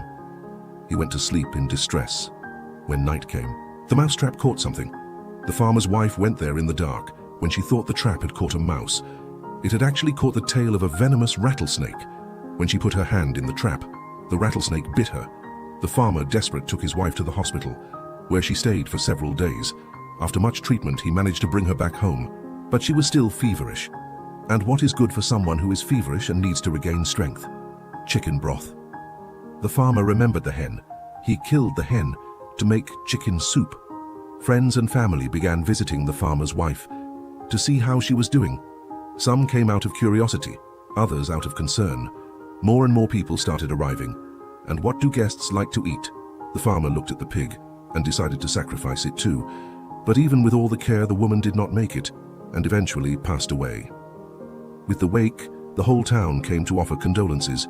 Even more people arrived, and the farmer, having no way to feed so many people, sacrificed the cow. What is the moral of the story? When someone in your home has a problem, never say that problem is not yours. Your husband's problem is your problem. Your wife's problem is your problem. The problem of your son, father, or mother is your problem, because a problem that affects one person inside the house, sooner or later, will affect everyone. Matthew 12:25 says, "A house divided cannot stand. The problem of one is the problem of all." If you watched until the end, share this video and comment where you are watching this content from. So let me say thank you to all of you for being with me this evening on Constructive Talk. It was a pleasure being with you guys. I hope that you all enjoyed the show. I hope to talk to you guys tomorrow, please God. Please continue to like and share. Before you come off the page, subscribe to the page. Also, please, I would like for you to just click that like button. Click the like button so that, you could get some more traction on the page. So again, I want to thank all of you for being with me this evening and talk to you guys tomorrow, please God. Tomorrow I'm going to try to get my member of parliament on, Mr. Brian Manning, to hear his view on Felicia and what's going on. If I don't get Mr. Manning on, we're going to see how it goes. Okay? So again, thank you very, very much for being with me and stay strong, Trinidad and Tobago.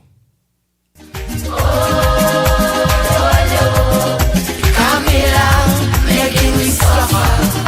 Them little bandits just engage the soldiers and police, but Kamala gone down Venezuela disrupted the peace. If Venezuela sneeze, we whole army go start to run.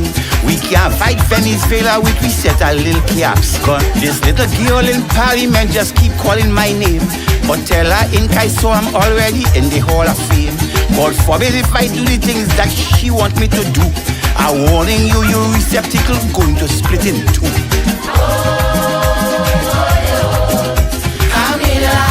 Making me suffer.